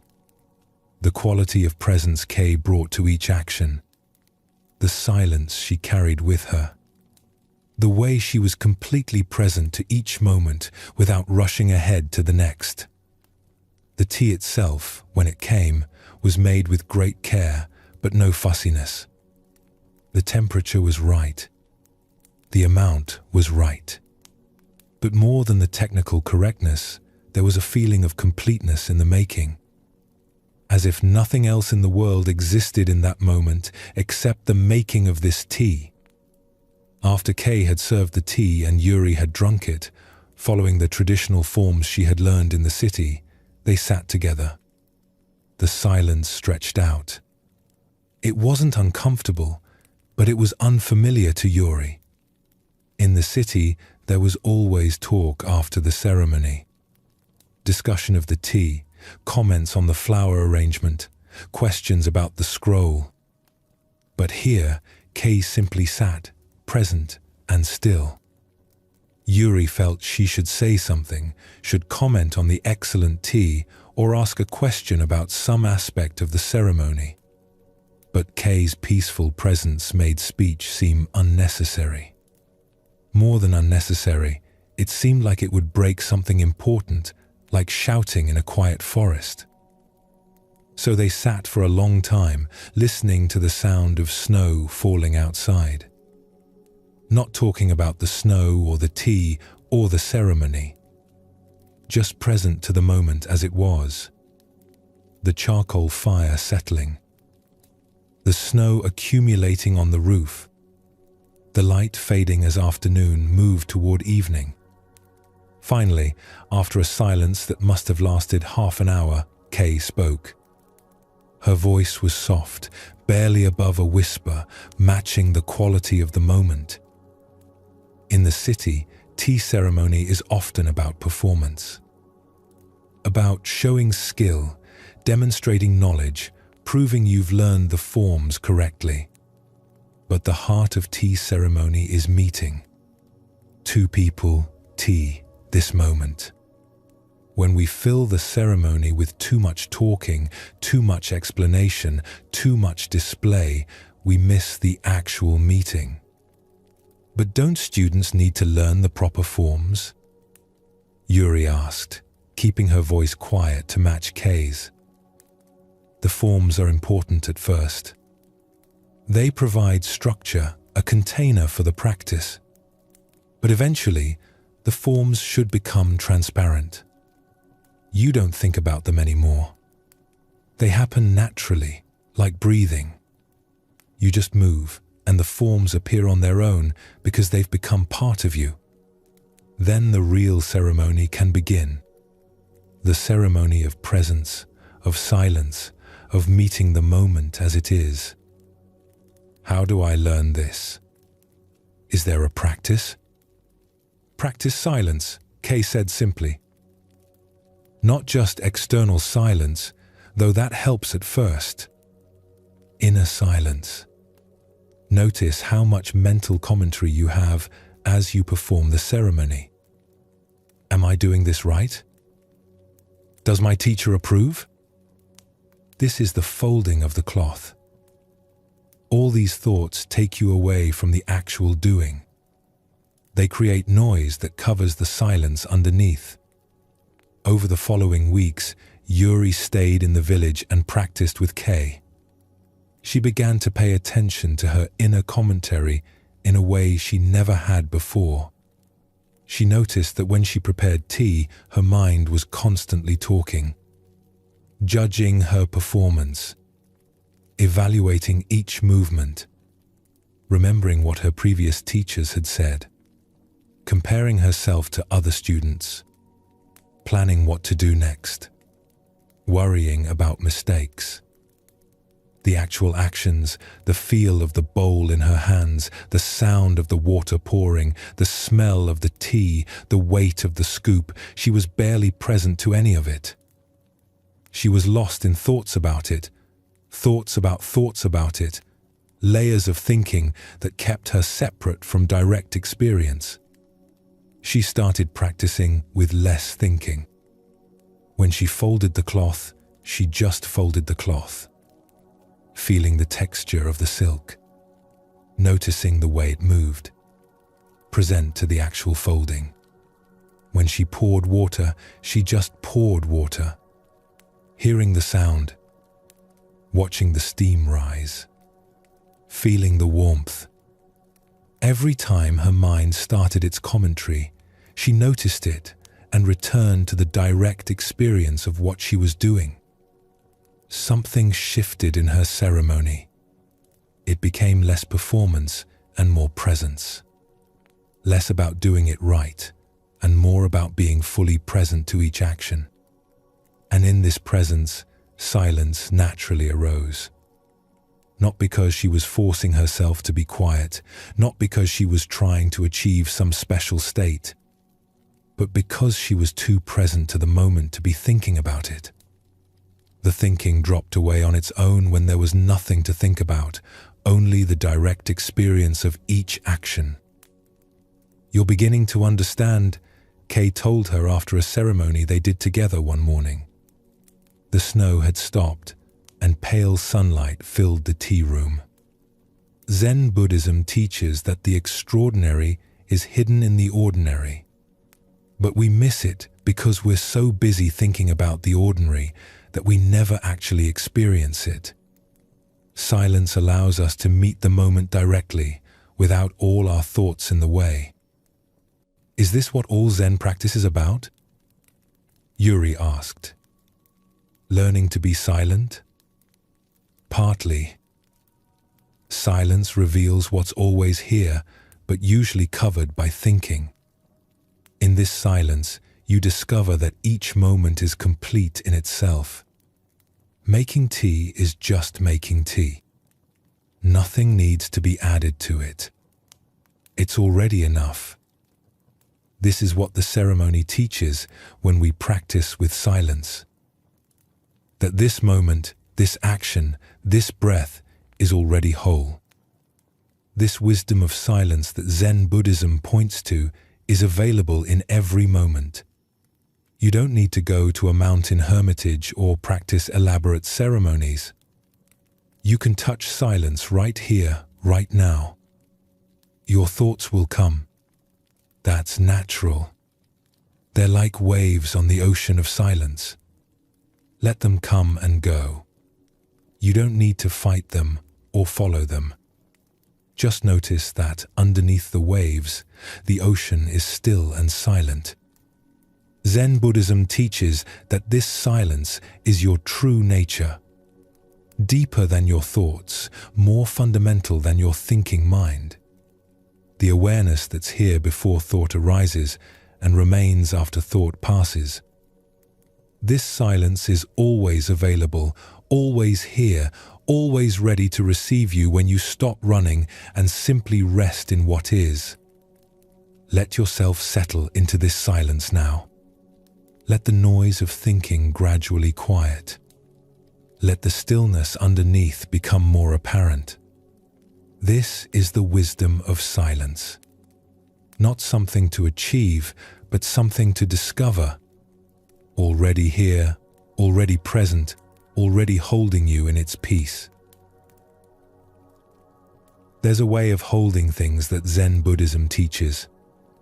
Not with a tight fist, but with an open hand. Not grasping desperately, but touching lightly. It's the difference between clinging and caring, between possessing and appreciating. Most of us go through life with our hands clenched tight around everything we value. Our relationships, our possessions, our ideas about how things should be, our plans for the future, our identity. We grip these things as if our lives depend on never letting go. And in this gripping, we create tremendous suffering. Because life is change. Everything flows. Nothing stays the same.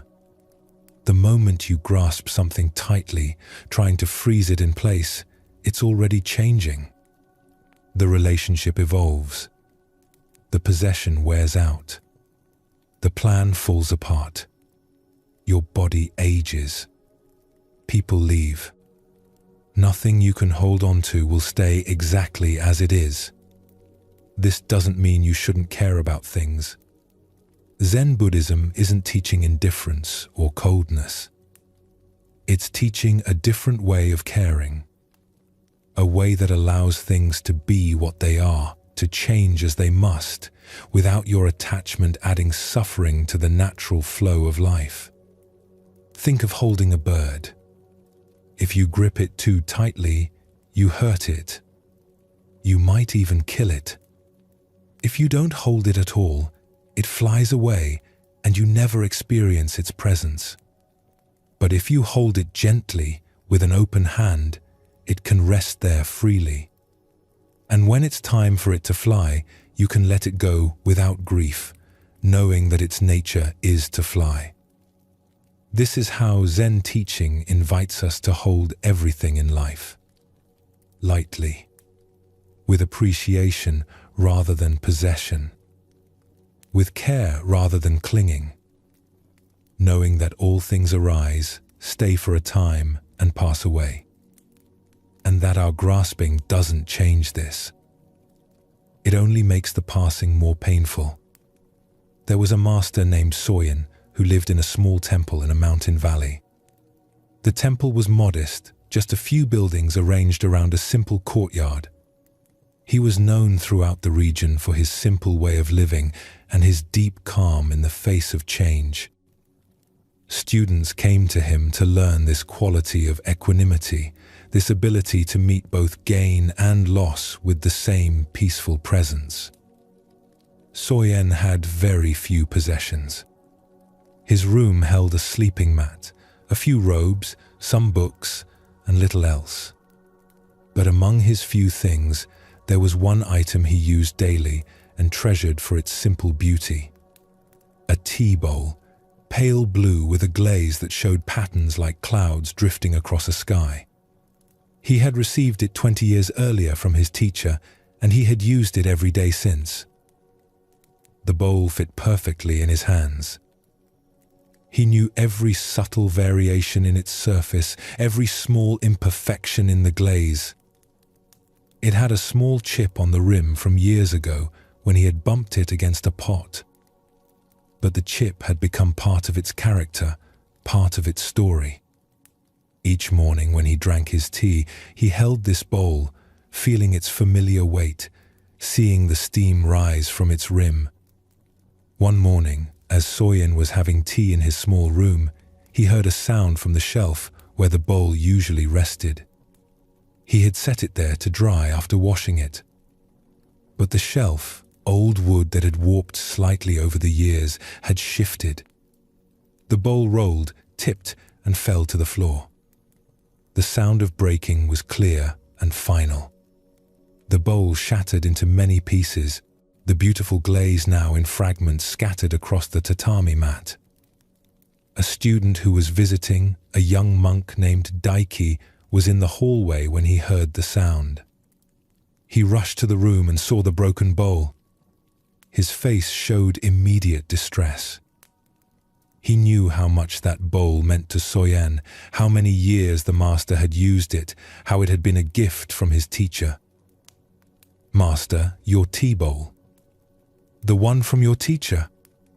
The one you've used all these years. What a tragedy." His voice was thick with concern.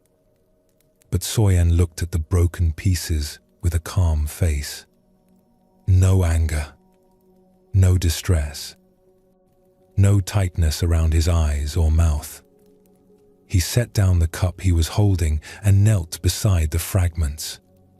He picked up a few pieces, examining them with gentle attention, turning them to catch the light.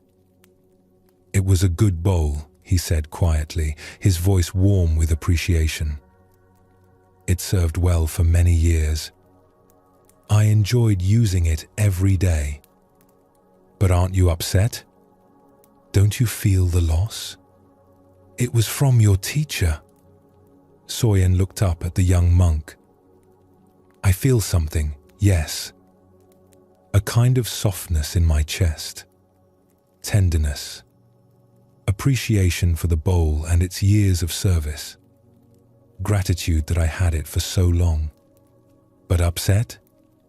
No. The bowl was always going to break eventually.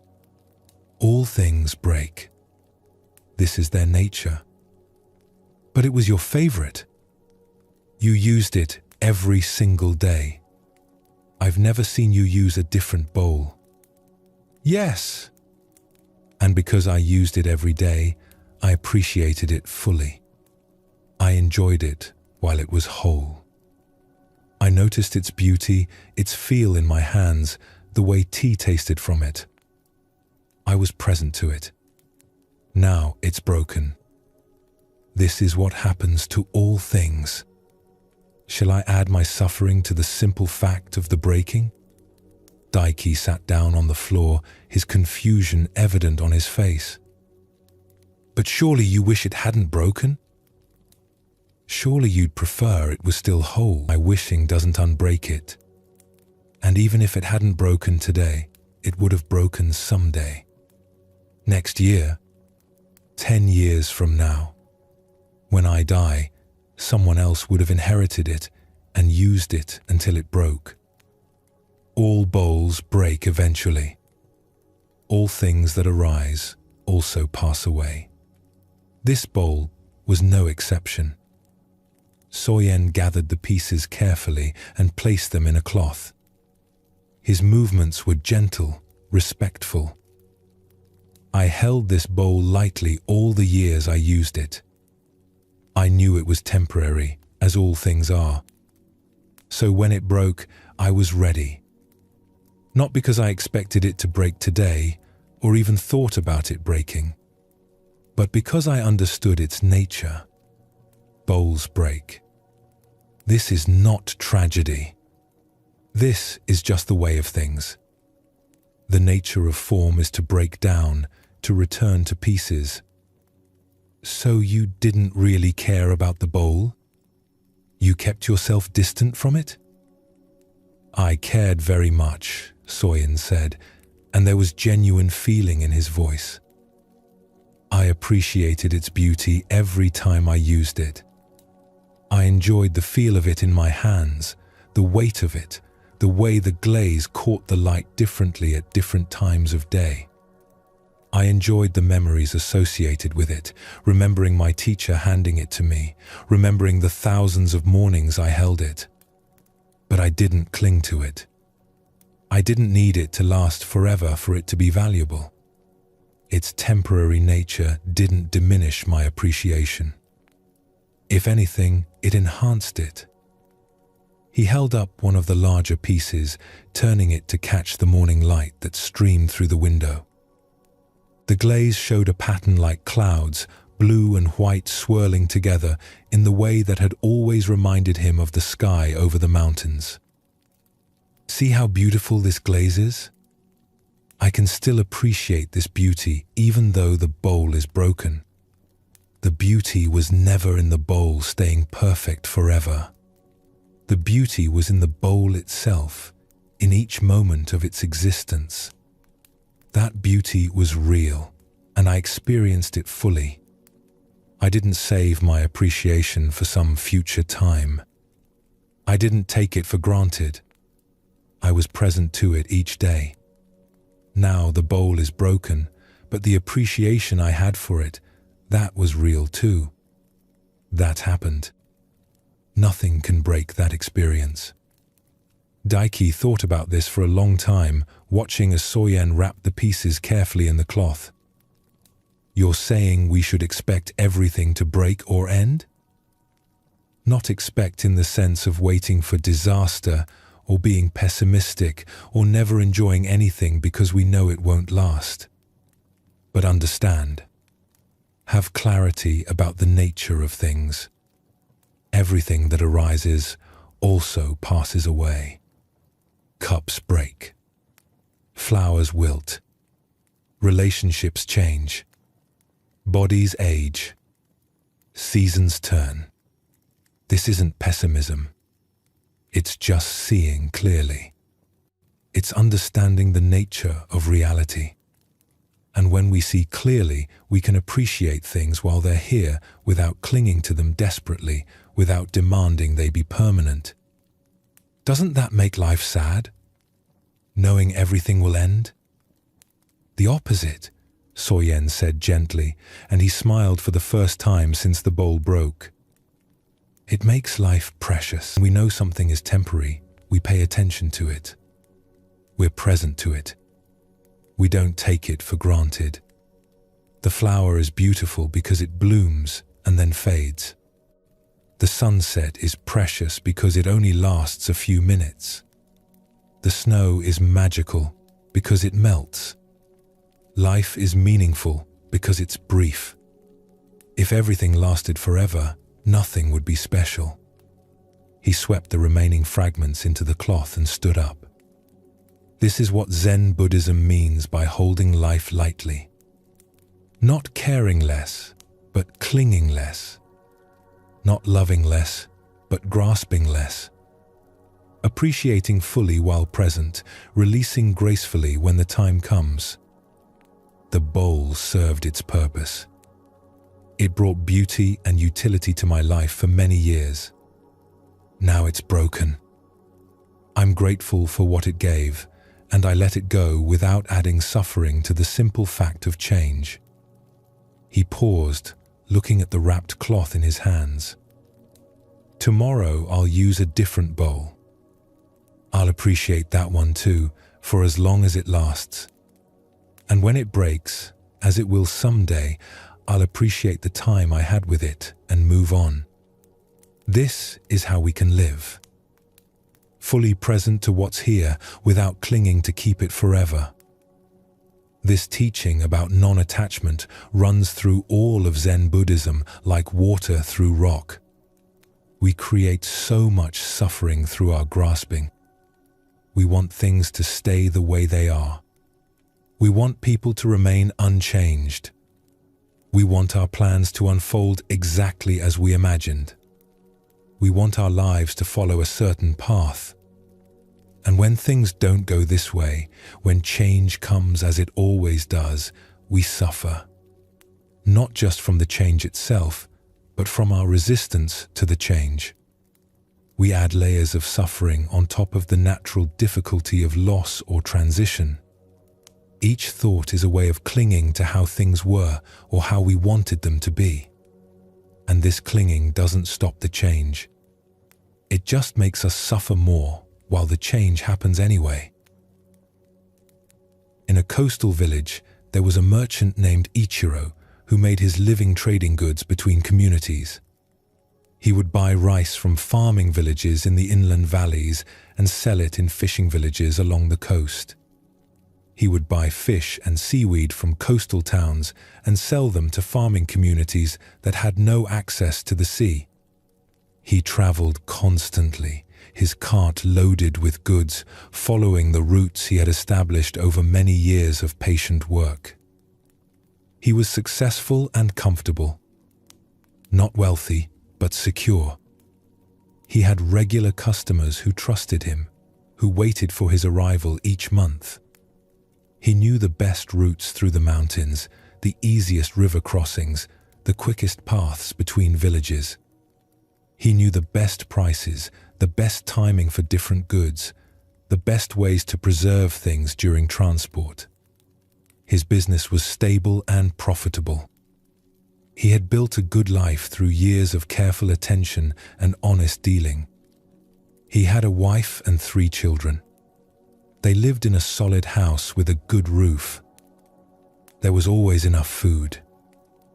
The children went to school.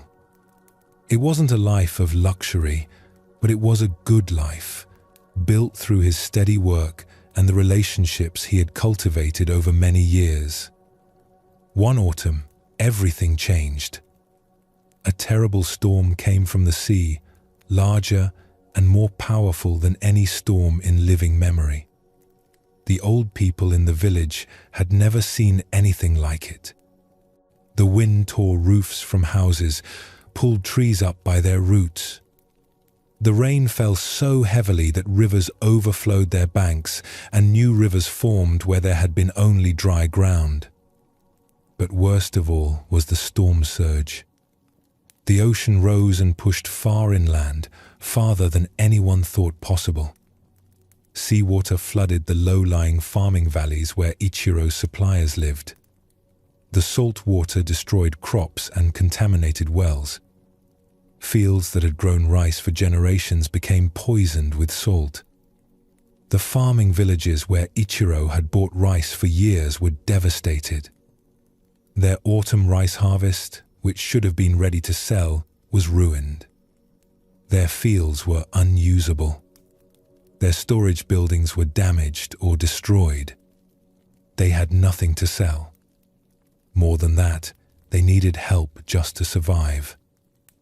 The fishing villages were damaged too, though in different ways.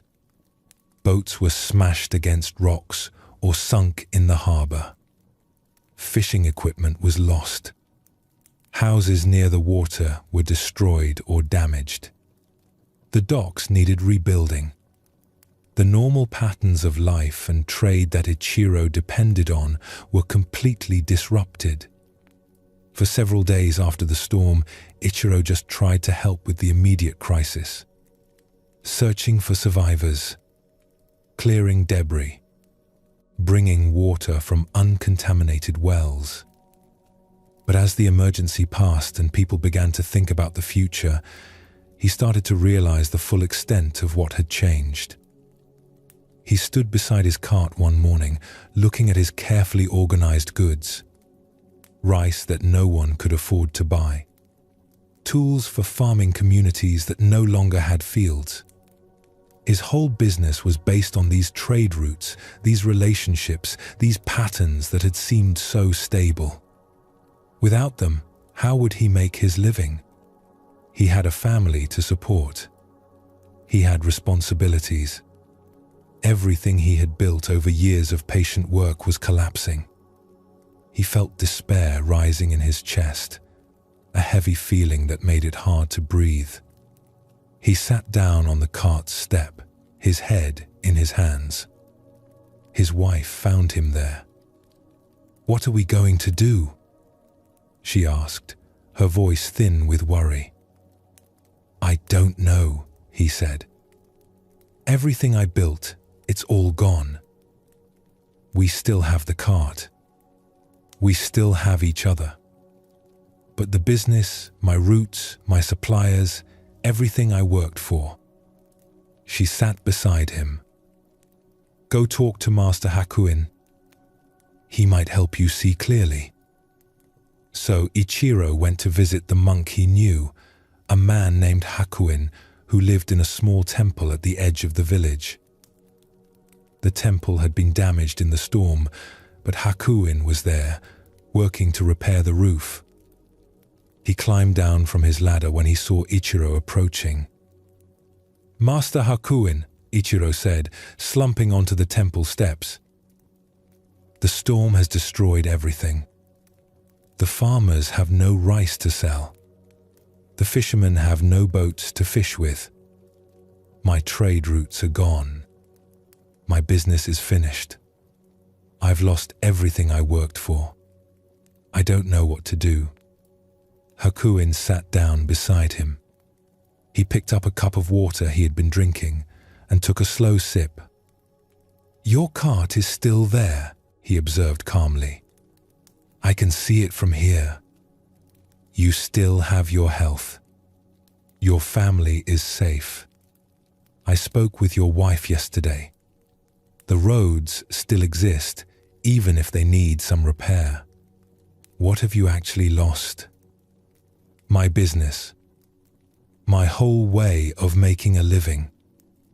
The entire structure of my life." Ichiro's voice rose with frustration.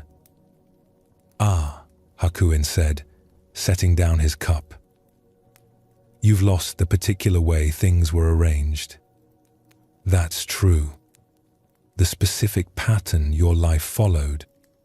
But have you lost the ability to adapt? Have you lost your knowledge of trade, your understanding of what people need? Have you lost your relationships with people, the trust you built over years? Or have you only lost your attachment to things staying exactly as they were?" Ichiro felt anger rising, hot in his chest. "You don't understand. This isn't about attachment. This is about survival. How will I feed my family? How will I pay for my children's schooling? This isn't philosophical. This is real." "I'm not saying your concern isn't real," Hakuin said gently, his voice steady and calm. "The practical matters are important. I'm asking whether your suffering is coming from the situation itself or from your insistence that the situation should be different than it is. The storm happened. The damage is done. These are facts. Can you work with what actually is? Or will you spend your energy grieving for what was and wishing things were different? But I built this business over years. I had everything arranged perfectly. I knew exactly how to make it work. And now it's all destroyed. And that arrangement was always temporary," Hakuin said. "You just didn't know it. Everything we build is temporary. Houses stand until they fall. Businesses thrive until they don't. Health continues until it fails. Situations remain stable until they change. This is the nature of all conditioned things, all things that depend on circumstances. You didn't lose something eternal. You lost something that was always going to change eventually. The storm just made the change happen suddenly instead of gradually." Ichiro sat in silence, watching Hakuin sweep. The anger was still there, but something else was stirring underneath it. A recognition that the monk was pointing at something true. "So what should I do?" "Stop clinging to how things were and look at what's actually here now. The farmers need help rebuilding. The fishermen need new boats. Both communities need goods they can't produce themselves anymore. You have a cart. You have knowledge of trade. You have relationships in other regions that weren't affected by the storm. Can you see what's needed now instead of mourning what was needed before? Over the following days, Ichiro began to shift his perspective. Instead of focusing on his lost trade routes, he looked at what was actually needed. The farming villages needed salt-tolerant seeds to replant their fields. They needed tools to clear the debris. The fishing villages needed materials to rebuild boats. They needed supplies while they recovered. He used his cart and his knowledge to bring what was needed. It wasn't the same business he'd had before. The profit was smaller at first. The work was harder. But it was meaningful work, and it was possible work. And gradually, as the communities recovered, new patterns of trade emerged. Different from before, but functional. Alive. When he visited Hakuin again, months later, his face was different. Less tight. More open. "You were right," he told the monk. "I was clinging to how things were. I couldn't see what was actually possible because I was too busy grieving what was lost. And now? Now I understand what you meant about holding lightly. I still care about my work. I still care about my family's well-being. But I don't cling to any particular arrangement. I know everything can change. And when it does, I can work with the change instead of fighting it." "This is what Zen Buddhism teaches," Hakuin said. "Hold everything lightly. Appreciate fully, but don't grasp. Care deeply, but don't cling. Then when change comes, as it always does, you can flow with it instead of breaking against it. This principle of holding lightly applies to everything in life. Not just material things or business arrangements, but relationships, ideas, identities, plans. Everything we think is solid is actually fluid. Everything we think is permanent is actually passing through. When we can hold this truth without despair, when we can appreciate the temporary nature of things without clinging to make them permanent, we find a different kind of peace. Not the peace of having everything under control, but the peace of flowing with what is. There was a gardener named Sato who tended the grounds of a large estate owned by a wealthy family. He had worked there for many years, since he was a young man learning the craft. Now, in his middle age, he had created beautiful arrangements of plants and stones throughout the property, carefully designing each section of the garden to show different qualities through the seasons. The estate grounds were extensive. There were formal gardens near the main house, with carefully pruned pines and arranged stones. There were vegetable gardens that supplied the household. There were paths that wound through bamboo groves and under maple trees. Sato knew every plant, every stone, every corner of the grounds. But he was particularly proud of one section, a wildflower meadow he had spent years establishing. It occupied a gentle slope on the south side of the estate, visible from the main house, but far enough away to feel wild and natural. He had created it from an area that had been unused, just rough grass and weeds. He had spent years establishing it, collecting seeds from the mountains during his rare days off, carefully choosing varieties that would bloom in sequence through spring and summer and into fall. Early spring brought tiny white flowers close to the ground. Then came yellow buttercups and blue lupines. Summer brought red poppies and purple asters. Late summer showed goldenrod and black-eyed Susans. The meadow was a progression of color and texture, different flowers appearing as the season advanced, like a long poem being written across the months. It took patience to establish. Wildflower meadows can't be rushed. The first year, barely anything grew. The second year, a few patches showed promise. The third year, it began to look like a meadow. By the fifth year, it was glorious. And each year after that, it became more established, more diverse, more balanced. Visitors to the estate always commented on its beauty. They would stand at the edge of the meadow in summer when dozens of species were blooming at once and just absorb the color and movement. Butterflies and bees moved through it constantly. Birds nested in the tall grasses. It was alive in a way that formal gardens couldn't match. Sato would walk through it regularly, not to work, but just to observe. To see what was blooming, what insects were present, how the ecosystem was developing. It felt less like something he had made and more like something he had invited to exist, then stepped back to let it unfold. One spring morning, the estate owner called Sato to the main house. This was unusual. The owner rarely spoke to Sato directly, usually communicating through the house manager. "The meadow you created is beautiful," the owner said. "I've enjoyed watching it develop over the years. You've done excellent work." Sato bowed, pleased by the recognition.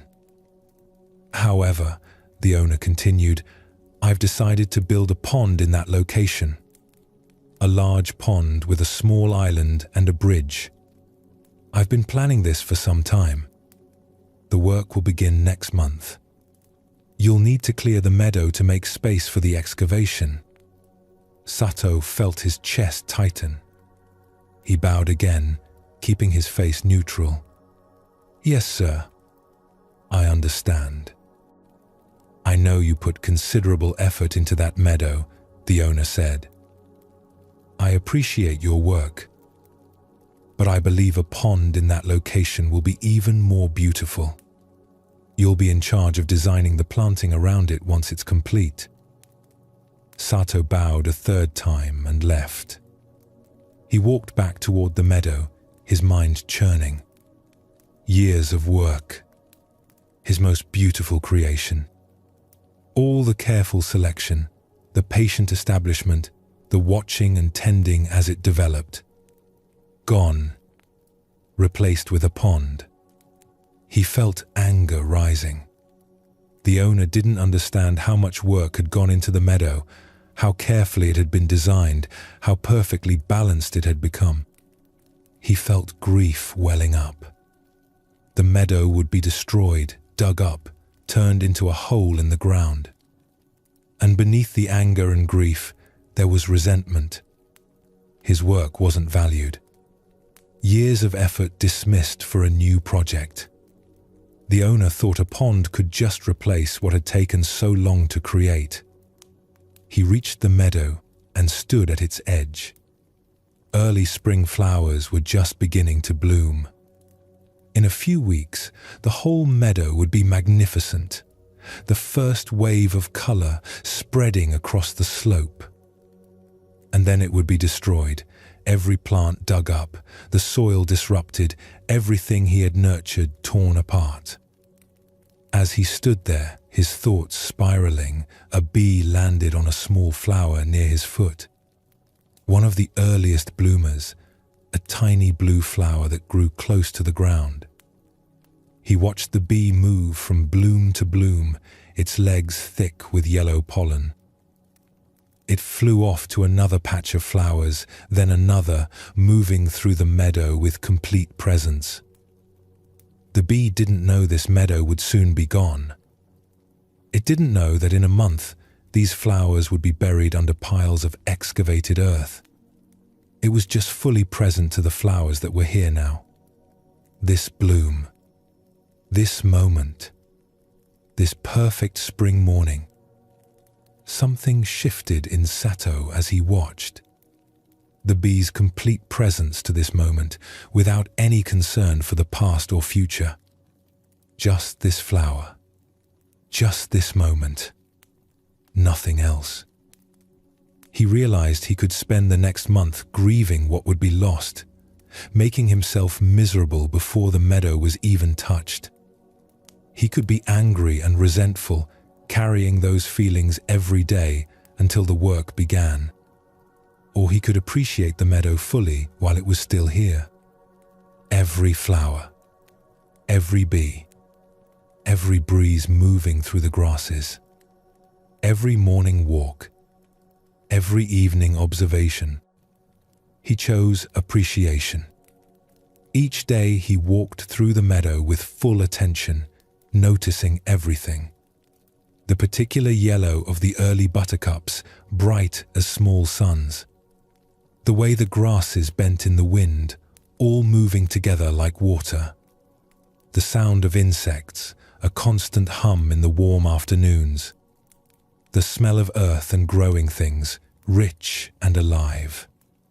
The feeling of walking through something wild and beautiful that he had helped bring into existence. He didn't think about the coming destruction. When thoughts of the pond arose, he noticed them and returned to what was actually here now. The meadow as it was in this moment. Not as it would be or wouldn't be. Just as it was. The flowers progressed through their sequence. The early blues and whites gave way to yellow and purple. Each stage was complete in itself, perfect for its time. Sato was present to all of it, more present than he had been in years. The impending loss had paradoxically made him more attentive, more grateful for what was here while it lasted. When the workers came to clear the land, Sato was there. He helped them carefully, making sure to save seeds from his favorite plants. He collected them in cloth bags, labeled them, stored them carefully. He knew he could use them elsewhere, create new gardens in different places, maybe a smaller wildflower area near the vegetable gardens. The particular meadow was ending, but what he had learned creating it could live on in other forms. As the pond began to take shape over the following months, Sato found himself becoming interested in it, despite his initial resistance. What plants would grow well at its edges? How would the water reflect the sky and the surrounding trees? What possibilities did this new feature offer? What about water plants he had never worked with before? He realized he was holding his work lightly now, in a way he never had before with the meadow. He still cared deeply about the gardens. He still put his full attention and skill into every detail. But he wasn't clinging to any particular arrangement. Gardens changed. That was their nature. Plants grew and died. Designs evolved. The estate owner's preferences shifted. Nothing stayed the same. This lightness didn't make him care less about his work. If anything, it made him more present.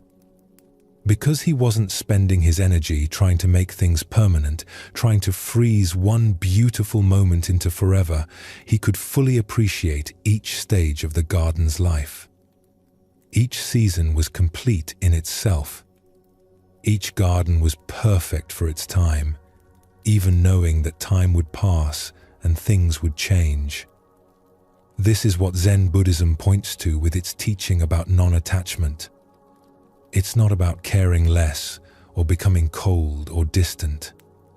It's about caring without clinging, appreciating without possessing, enjoying things fully while they're here, releasing them gracefully when they go. The master's broken tea bowl. The merchant's changed business. The gardener's cleared meadow. In each case, clinging would have created suffering on top of loss. But holding lightly allowed them to meet change with grace, to appreciate what was without demanding it stay forever, to flow with life instead of fighting it. When you relax your grip, something else relaxes too. The constant tension of trying to keep everything the same eases. The fear of loss softens, because you're not fighting change anymore. You're allowing it, flowing with it, meeting each moment as it comes. Hold this moment lightly now. It's already passing, but that doesn't make it less precious. It makes it more so. Temporary, fleeting, and because of that, infinitely valuable. There's something in you that existed before your first thought. Something that was here before you learned your name, before you knew what words meant, before you formed any idea of who you are. Zen Buddhism calls this your original nature, your unborn mind, the awareness that's always been present. Most of us have completely forgotten this original nature. We've become so identified with our thoughts, our memories, our ideas about ourselves, that we think that's who we are. I am my thoughts. I am my history. I am the story I tell about myself. But Zen teaching points to something deeper, something that was here before all of that began. Think of a mirror. The mirror reflects everything that appears in front of it. Faces, objects, scenes. The reflections come and go, but the mirror itself doesn't change. It doesn't become the face it reflects. It doesn't hold onto the image after the face moves away. It just reflects, clearly and completely, without judgment or preference. Your original awareness is like this mirror. Thoughts appear in it. Emotions arise in it. Experiences happen in it. But the awareness itself isn't changed by what appears.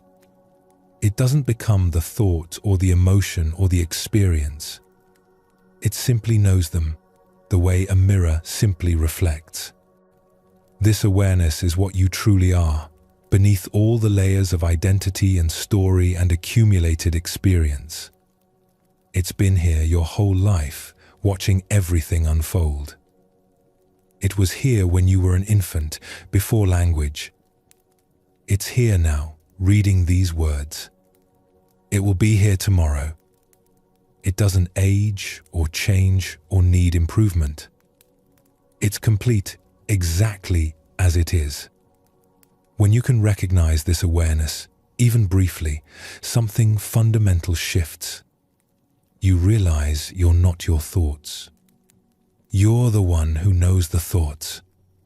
You're not your emotions. You're the space in which emotions arise and pass. You're not your life story. You're the awareness that witnessed that story unfold. This recognition brings a particular kind of freedom. Because if you're not your thoughts, you don't need to believe every thought that arises. If you're not your emotions, you don't need to be controlled by every feeling. If you're not your story, you don't need to keep living according to a script written in the past. You can rest in the awareness itself, which is always fresh, always present, always free. In a village near a river, there lived a teacher named Eshun who was known for her ability to point students directly to their original nature. She didn't use complicated explanations or lengthy discourses. She didn't give elaborate teachings that required years to understand. She had a simple, direct way of showing people what was already obvious, if only they would look in the right direction. Her room was modest, just a single space in a small house near the temple. She lived simply, with few possessions. But people came to her from surrounding villages, seeking understanding. One day, a mother brought her young daughter to visit Eshun. The girl was perhaps 5 years old, with bright eyes and an open, curious face. She walked with the unself-conscious presence that young children have, not yet fully lost in thought, still partly inhabiting the immediate experience of being alive. The mother wanted her daughter to receive a blessing from the teacher, as was customary in that region. Parents brought their children to respected teachers, hoping some wisdom would be passed on, some protection offered. Eshen invited them into her simple room. She welcomed them with a gentle bow. The girl looked around with interest, taking in everything. The clean tatami mats worn smooth by years of use. The small alcove with its hanging scroll showing a simple circle in black ink. The window that showed the garden outside, where bamboo moved in the morning breeze. "Come here, little one," Eshun said gently, gesturing for the girl to sit beside her on a cushion. The girl came without hesitation and sat, looking up at the teacher with complete attention. Her face showed no self-consciousness, no worry about doing the right thing. Just pure presence. Eshen picked up a small hand mirror that sat near her cushion. It was old and simple, the back made of polished wood that had darkened with age, the glass clear and clean despite its years. She held it carefully, with obvious appreciation for this simple object. "Do you know what this is?" she asked the girl, her voice warm. "A mirror," the girl said immediately, without hesitation. "Good. And what does a mirror do?" The girl thought for a moment, her face serious with consideration. "It shows you your face." "That's right. Let me show you something," Eshen said. She held the mirror up so the girl could see her reflection clearly. "Look. There you are." The girl looked at herself in the mirror, smiling at her own reflection. She made a face, watching it appear in the mirror. She laughed at herself. "You see yourself," Eshen said. "Now watch carefully." She tilted the mirror slowly so it no longer reflected the girl's face. Instead, it showed the window behind them and the garden beyond, the bamboo swaying gently. Now the mirror shows the garden. "Where did your face go?" The girl looked at the mirror showing the garden, then touched her own face with her hand. "It went away," she said, slightly puzzled. "Did it? Or did the mirror just stop reflecting it? Is your face gone?" The girl giggled. "No, my face is still here." She touched her cheeks again. "The mirror just isn't showing it anymore." "Exactly," Eshen said, pleased. She tilted the mirror again, and the girl's face reappeared in the glass. "Your face came back," the girl said, delighted. "The mirror is showing your face again," Eshen said. "But think about this. The mirror itself hasn't changed at all. It showed your face, then it showed the garden, now it shows your face again. But the mirror is still just the mirror, clear and still. It doesn't become what it reflects. It doesn't hold on to the images. It just reflects, clearly and simply, whatever is in front of it." She set the mirror down gently on the mat and looked at the girl directly, her eyes kind but penetrating. "You are like this mirror. Everything you see, everything you feel, everything you think, these are like reflections appearing in you. They come and go. Right now you're happy, so happiness appears. Later, you might be sad, and sadness will appear. You see the garden, and the image of the garden appears in you. You hear my voice, and the sound appears in you. But you, the one who is aware of all these things, you don't change. You're always here, always watching, always knowing what's appearing. Just like the mirror is always there, whether it's reflecting a face or a garden or an empty room. The girl was quiet, her young face showing a kind of recognition, as if something obvious but forgotten had just been pointed out. She looked at the mirror, then at her mother, then back at Eshon. Before you knew words, Eshon continued softly, before you learned your name, before you knew you were a girl, or that this was your mother, or that the world had all these names and ideas about things, you were already aware, already looking, already here. You looked at your mother's face when you were a baby, before you knew the word mother. You heard sounds before you knew the word sound. That awareness hasn't changed. It's the same now as it was then. And it will be the same when you're old like me. It doesn't grow up or grow old or change in any way. It just is, always here, always clear, like this mirror. The mother, sitting slightly behind her daughter, felt something shift in her own understanding as she listened.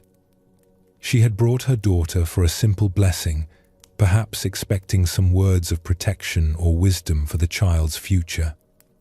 But Eshon was offering something much deeper, something the mother herself needed to hear. Is this what Zen Buddhism teaches? The mother asked quietly. That we are awareness rather than what we're aware of? Yes, Eshon said, turning her attention to the mother while keeping the girl close. Most people live their whole lives thinking they are their thoughts, their feelings, their circumstances, their personal history. They suffer tremendously because they identify completely with what passes through awareness. They think, I am angry, when actually there is just anger appearing in awareness.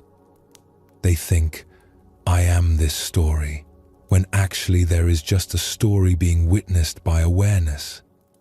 They think, I am this limited person, when actually they are the unlimited awareness in which the person appears. She picked up the mirror again, holding it between them. When you recognize yourself as the awareness rather than the content of awareness, suffering decreases naturally. Not because you make yourself better or fix all your problems, but because you see that you are not actually damaged by what passes through you. The mirror isn't damaged by reflecting a sad face. It just reflects it clearly, without becoming sad itself. How does one practice this recognition? By noticing. Throughout the day, notice that you are the one who is aware.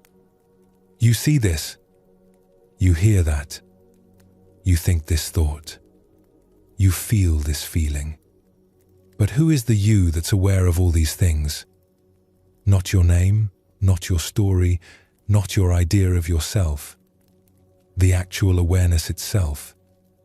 That's your original nature. That's what you were before you became this person with this name and this history. And it's what you still are, right now, underneath all the accumulated layers. The girl spoke up. Like the mirror is still a mirror even when it shows different things? Exactly like that, Eshon smiled. You understand perfectly. After they left, Eshon sat quietly, looking at the mirror in her hand. She thought about how children often grasp these truths more easily than adults. They haven't yet fully identified with their thoughts and stories. They're still close to their original nature, still living partly from that space of simple awareness. Adults have to work to find their way back to what children still partly inhabit, back to the awareness that was here before all the complications began. Back to the unborn mind, the mind that existed before birth and will exist after death, the awareness that's not created and cannot be destroyed. This teaching about original nature is at the very heart of Zen Buddhism. Everything else flows from this recognition. When you know yourself as awareness rather than as the contents of awareness, everything changes. Not because you become someone different, but because you recognize what you've always been. Your thoughts become less solid. They're just thoughts passing through. Your emotions become less overwhelming. They're just weather moving through the sky of awareness. Your whole life story becomes less binding. It's just a story being witnessed, not the final truth of who you are. As our journey through the wisdom of Zen Buddhism comes to its gentle close, you've traveled far tonight. Not in distance, but in understanding. You've touched something simple and profound that's been waiting here all along, beneath the surface of your daily thoughts. The teachings you've heard tonight aren't new ideas to add to your collection. They're not practices to master or goals to achieve. They're more like reminders of what you already know deep down. Invitations to see what's always been here, just waiting for you to notice. You don't need to hold on to anything you've heard. You don't need to remember the details or work to apply the lessons. Like rain falling on soil, these teachings will settle where they need to go. Some will take root immediately. Others will wait until the right season comes. Trust that what's meant for you will find its way without your effort. All the concerns of the day can rest now. All the plans for tomorrow can wait until tomorrow comes. Right now, in this moment, nothing needs your attention. Nothing requires solving. Nothing demands understanding.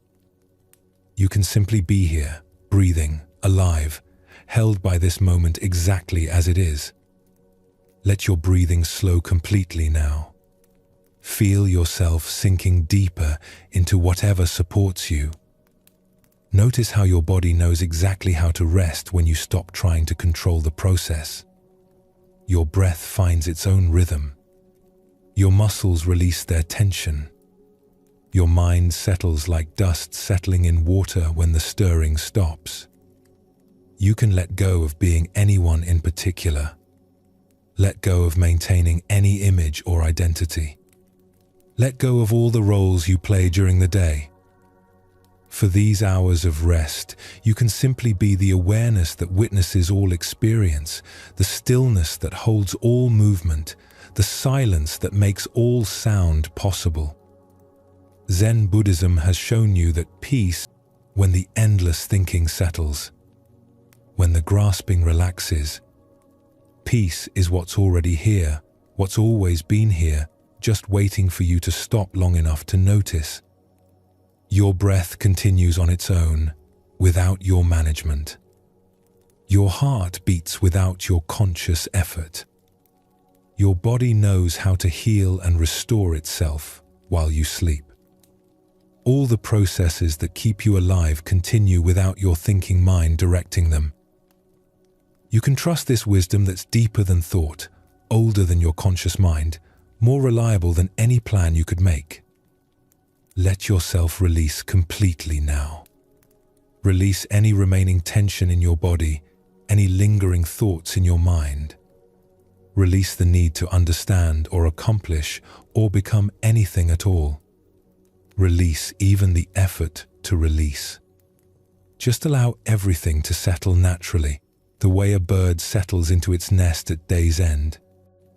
The peace you've touched tonight isn't something you achieved through effort. It's something you uncovered by removing what obscured it. This peace is always here, always available, always ready to welcome you home whenever you remember to stop running and simply be still. You are. May you release all burden and know that this release is not weakness but wisdom. May you wake refreshed, carrying perhaps just a whisper of what you've touched here, a quiet knowing that peace is never far away. The wisdom of Zen Buddhism isn't complicated. It's the simplest thing in the world. Just this breath, just this moment, just this presence. Nothing to add, nothing to take away. Everything already complete, exactly as it is. Sleep well, and thank you for joining us here at Sleepy Monk.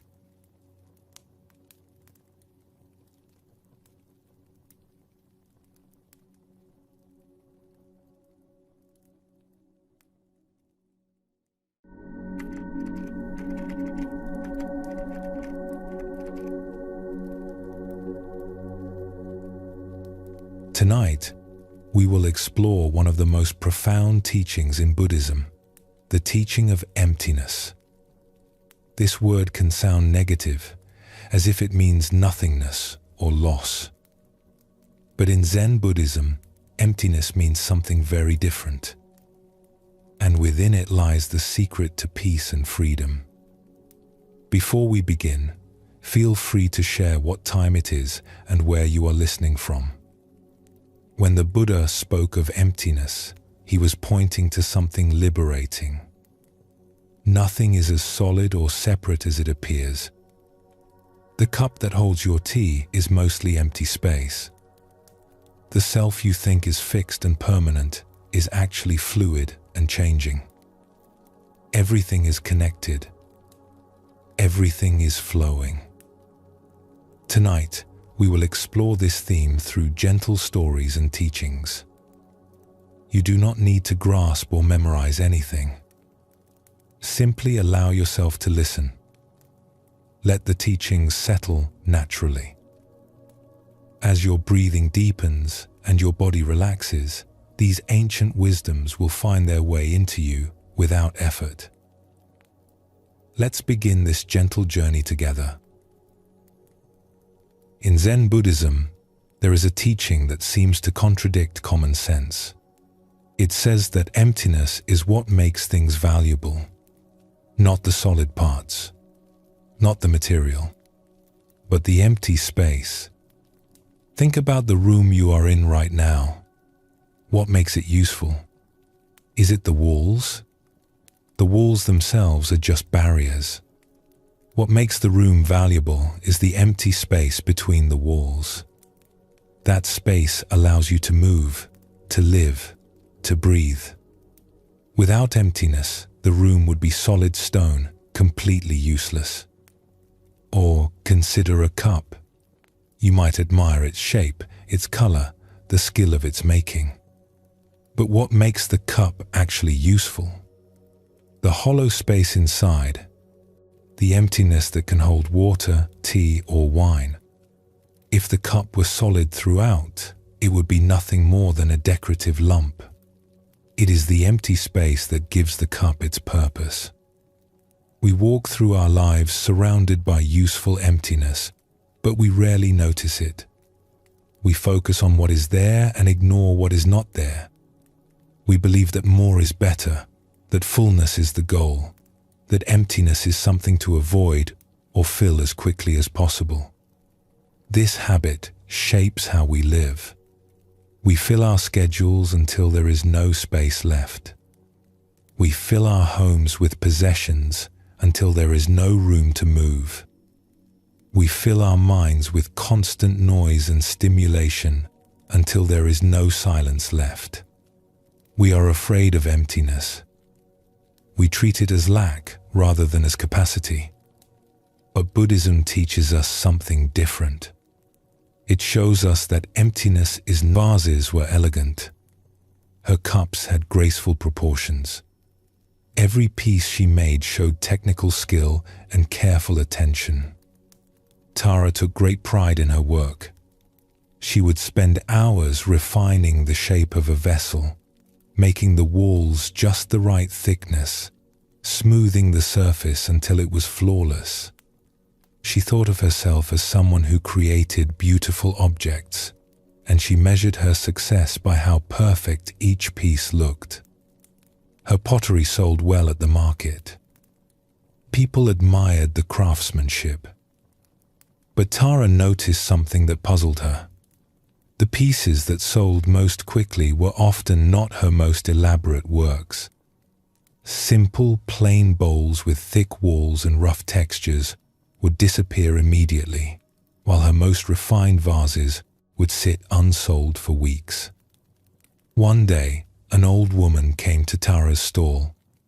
She picked up several bowls, feeling their weight, running her fingers along the rims.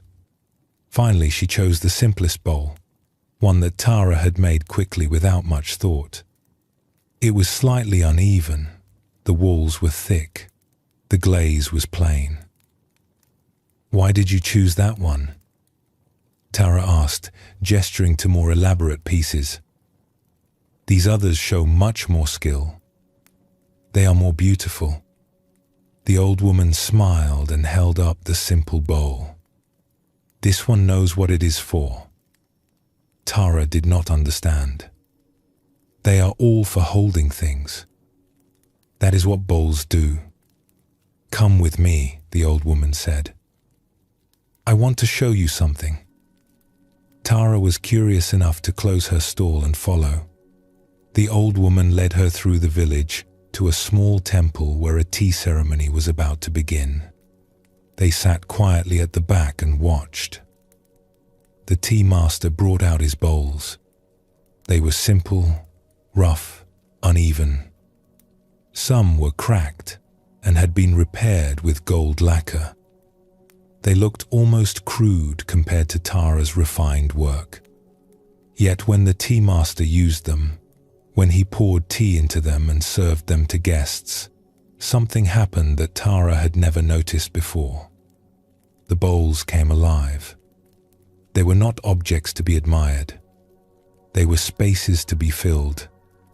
The emptiness inside each bowl was the whole point. The tea master's hands curved around the bowls naturally. The guests received them with both hands, feeling the warmth of the tea through the thick walls. The bowls fit into the ceremony perfectly, not drawing attention to themselves, but serving their purpose completely. After the ceremony, Tara approached the tea master. "I am a potter," she said. "I have been making bowls for many years, but I see now that I did not understand what I was making." The tea master invited her to sit.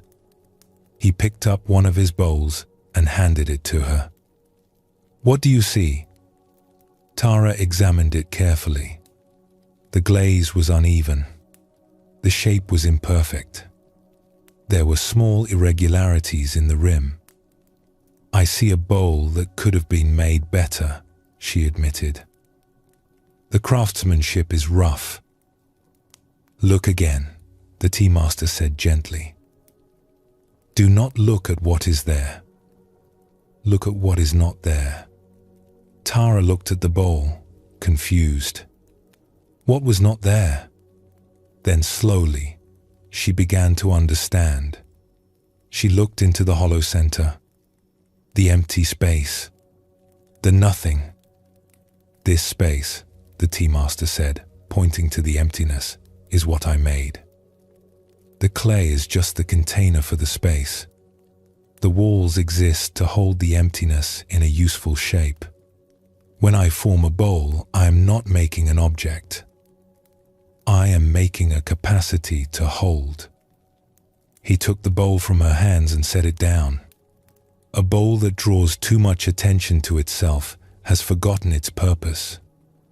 The beautiful glaze, the perfect shape, these things can get in the way. They make you notice the bowl instead of what the bowl holds. My rough bowls remember that they are servants of emptiness. They exist to create and protect a space where tea can be received. Tara sat in silence, feeling something shift in her understanding. She had spent 12 years learning to make objects. She had never once thought about making space.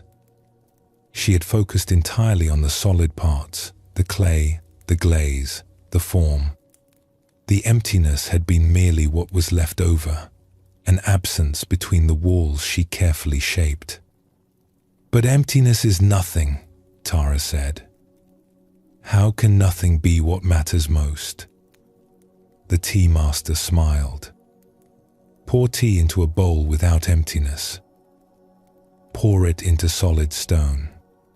What happens? Tara saw immediately. The tea would run off, wasted. It could not be held, could not be served, could not fulfill its purpose. The emptiness was not nothing. It was the essential something that made the bowl a bowl. In Zen, we say that emptiness is not absence, the tea master continued. It is possibility. It is potential. The empty bowl can receive tea, rice, fruit, water, whatever you need. The filled bowl can receive nothing. Emptiness is fullness waiting to happen. It is the space where things can be. Tara walked home slowly that evening, looking at the world differently. She saw that the streets were useful because of the empty space between buildings. The doorways were valuable because of the empty space that allowed passage. Even the air